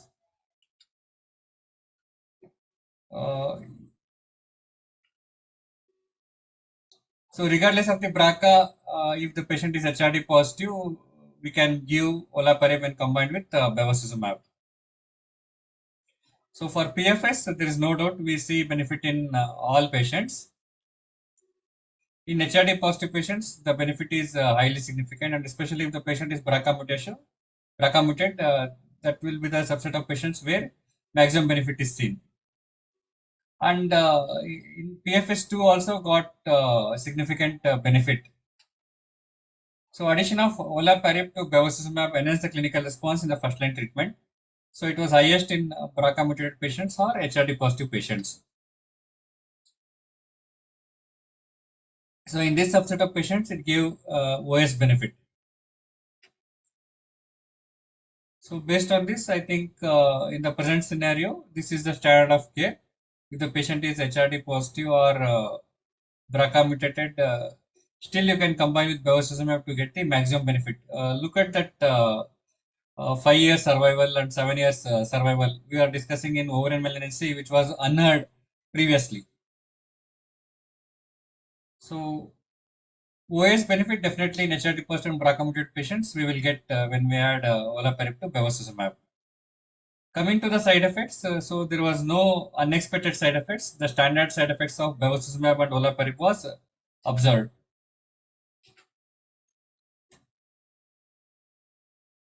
So in both BRCA mutated and non-BRCA mutated patients, the side effect profile was expected and manageable, and there was no unexpected side effects. So the takeaway messages from both the study was, I think HRD scar test is a new BRCA test. So given a choice, we should do it in all patients, and it is a key biomarker predicting the PARP response in the first line maintenance. So in this recent, this one we got the 2 updates. For the solo trial, it was 7 year update, which showed OS benefit even at 7 years. And in Polo trial, it was a 5 year update, which showed that in all HRD positive patients, regardless of the BRCA, when we add olaparib and bev, there is clinically meaningful PFS and OS benefit. Another important thing is for the postgraduates, HRR and HRD are not interchangeable and should not be considered as substitutes. So tomorrow, if a patient come to me in the practice, so what I will do is, one thing is you do the standard germline BRCA and HRD. So if the germline BRCA is positive, then say bevacizumab. If you ask, still we will continue to give bevacizumab maintenance for 1 year inhibitors because that has shown the maximum numerical benefit. Suppose if the patient is only HRD positive and the BRCA nest is there, then I think there is no choice. We have to give olaparib and combined with bevacizumab. And in this subset of patients also, we are getting an OS benefit. So with this, I will conclude my first talk and I will go to the next talk. Ravi, I want this bevacizumab you want to give for all the patients or? Yeah, especially if HRD positive and BRCA negative, then there is no doubt. But if BRCA is positive, then probably it is debatable. But if you see the data, I think the numerical benefit is highly significant. Though there is no cross trial, we should not compare. But BEV compared with olaparib, probably it is more synergistic. I want to know the opinion of you and others in this. If there is no HRD mutation or BRCA mutated, still you want to give bevacizumab if there is no other risk factor? If HRD is negative and BRCA is negative, in high risk patients, bevacizumab is the treatment of choice. Yeah, you will include. And if any mutation is positive, either you will continue chemotherapy like solo trial, the stipulated chemotherapy, and then switch over to the olaparib, or you will if any BRCA is positive, we'll follow the solo trial. Yeah. If BRCA is negative, then I think we should follow the polo trial. BRCA mutated, if any other HRD mutation positive, then you will add bevacizumab along with olaparib, correct? True, yeah. Yeah, okay, yeah. Good. So I will go to my next talk.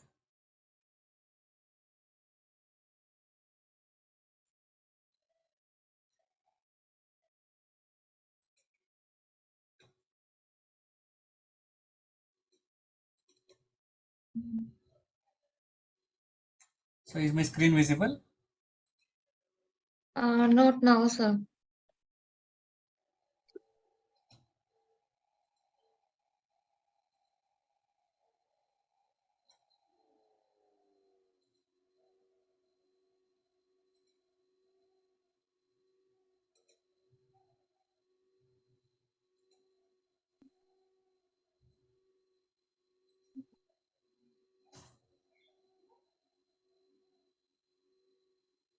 Now? Yes, sir, it's visible. Can you make it full Yeah. screen? Yeah.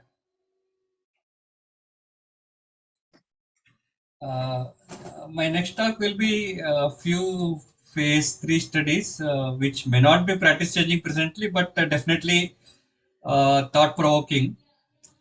So nowadays, these gynec malignancies have become like myeloma. Initially, we used to see in myeloma one drug, two drug, three drug, now four drug combinations. So similarly, in gynec malignancies also, they are coming up with a lot of these permutation combination. We'll discuss about two, three important trials. So here is a trial where immunotherapy, that is Durva, was combined with the standard treatment, paclitaxel, followed by maintenance immuno and VEGF inhibitors, that's Durva and Bev, and then combined with olaparib. So there are three maintenance drugs in patients with newly diagnosed ovarian cancer without tumor BRCA mutation. So this was a phase 3 study. We'll see, if you see the inclusion criteria, they are all advanced malignancies, and standard of care has been given, and they were randomized into three arms, where in one arm, in all the arm contains the standard of treatment. So in one arm it was chemo, Bev. In another arm it was the standard of care, that is chemo, Bev plus immuno. And in another arm it was chemo, Bev, immuno. And in the maintenance, when you come, there were minor modifications. So in the first arm it was only Bev maintenance. In the second arm it was only two maintenance, that is Bev and immuno. And in the third arm, all combined, Bev, Durva and olaparib. So immunotherapy and olaparib was given for 2 years, and bevacizumab standard 1 year. And the primary endpoint was PFS. So coming to the results, the PFS benefit was observed across the subgroups, included those patients with HRD negative. Safety was consistent with the known profiles of each individual agents. But the study was powered only to the PFS. We have to follow it up, and especially in our subset of patients, we have to see how we can include all these combinations, which presently looks practically difficult. And also they included the patient who does not have any BRCA mutated or HRD mutated HRD negative. So it's like So all all comers. the patients. Yeah, all comers. Yeah. And combining three drugs. Three drugs. So leave apart the cost, I think. Yeah, correct. Toxicities we have to see. Yes. Yeah. Okay. So the next trial was immunotherapy, that is pembrolizumab plus chemo versus chemo for persistent, recurrent or metastatic cervical cancer. So they presented final OS data. So if you see the inclusion criteria, so persistent, recurrent or metastatic cervical cancer not amenable to curative treatment were included. So in one arm, standard of care, that is chemo plus Bev, plus or minus Bev, but majority of time we give Bev. This followed by immunotherapy maintenance for 35 cycles. And in the other one, it was only chemo plus Bev. So the conclusion of the study was, so this was again positive study, especially if PDL1 CPS score is good. It has shown a very good objective response rate with higher overall disease control, and the safety profile was manageable. So findings were consistent with previous data, and it further supports that this combination is feasible, and immunotherapy plus chemo plus Bev, it is feasible and can be a standard of care in say refractory diseases or recurrent or persistent metastatic cervical cancer.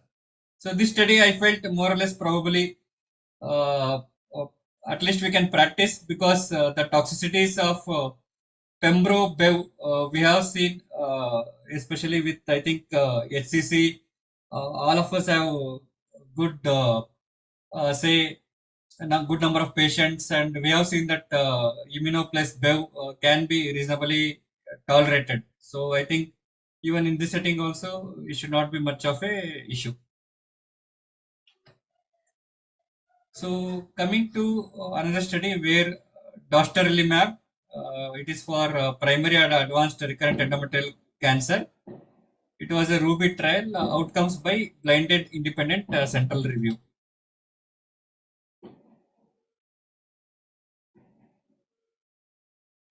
So if you see dostarlimab, again it was an IO, that is anti-PD-1.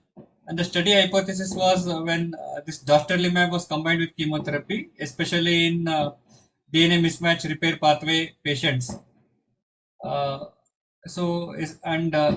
In this setting, how it is benefited above chemotherapy.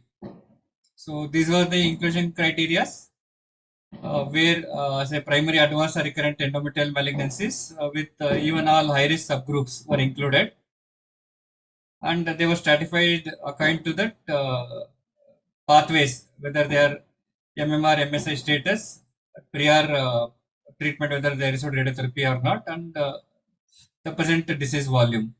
So one arm was standard chemotherapy, the other arm was chemotherapy combined with this anti-PD-L1 drug, and followed by, as we have seen in all trials, whenever we stop chemo, this immunotherapy is continued, and in this study it was continued for 3 years, and the primary endpoint was PFS. So the conclusion of this study was it met the primary endpoint, demonstrating PFS and an early OS trend, and even in the blinded independent central review it was concordant. So overall, in both assessments, that is investigator and the independent reviews, it showed that in terms of safety, feasibility, and PFS benefit, it was a positive study. So this is something to look upon as we are doing NGS, or at least in endometrial malignancies. Earlier, immuno and lenvatinib was given irrespective of the PD-L1 status, but especially if the patient is having these DNA mismatch repair pathways. So this is one drug to look upon. So another study where this mirvetuximab versus investigator choice chemotherapy in FR alpha high expression refractory ovarian cancers.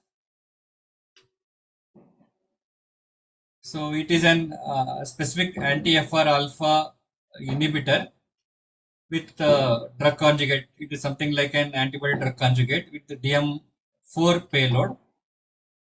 It was a phase 3 study where patients with refractory ovarian malignancies, where this is one of the common scenario what we face nowadays with the bevacizumab, PARP inhibitors, multiple lines of treatment. We are seeing patients with these subsets. They're surviving beyond 4 years, 5 years, and we don't know what to give. So this is one drug to look upon, and the primary endpoint was PFS.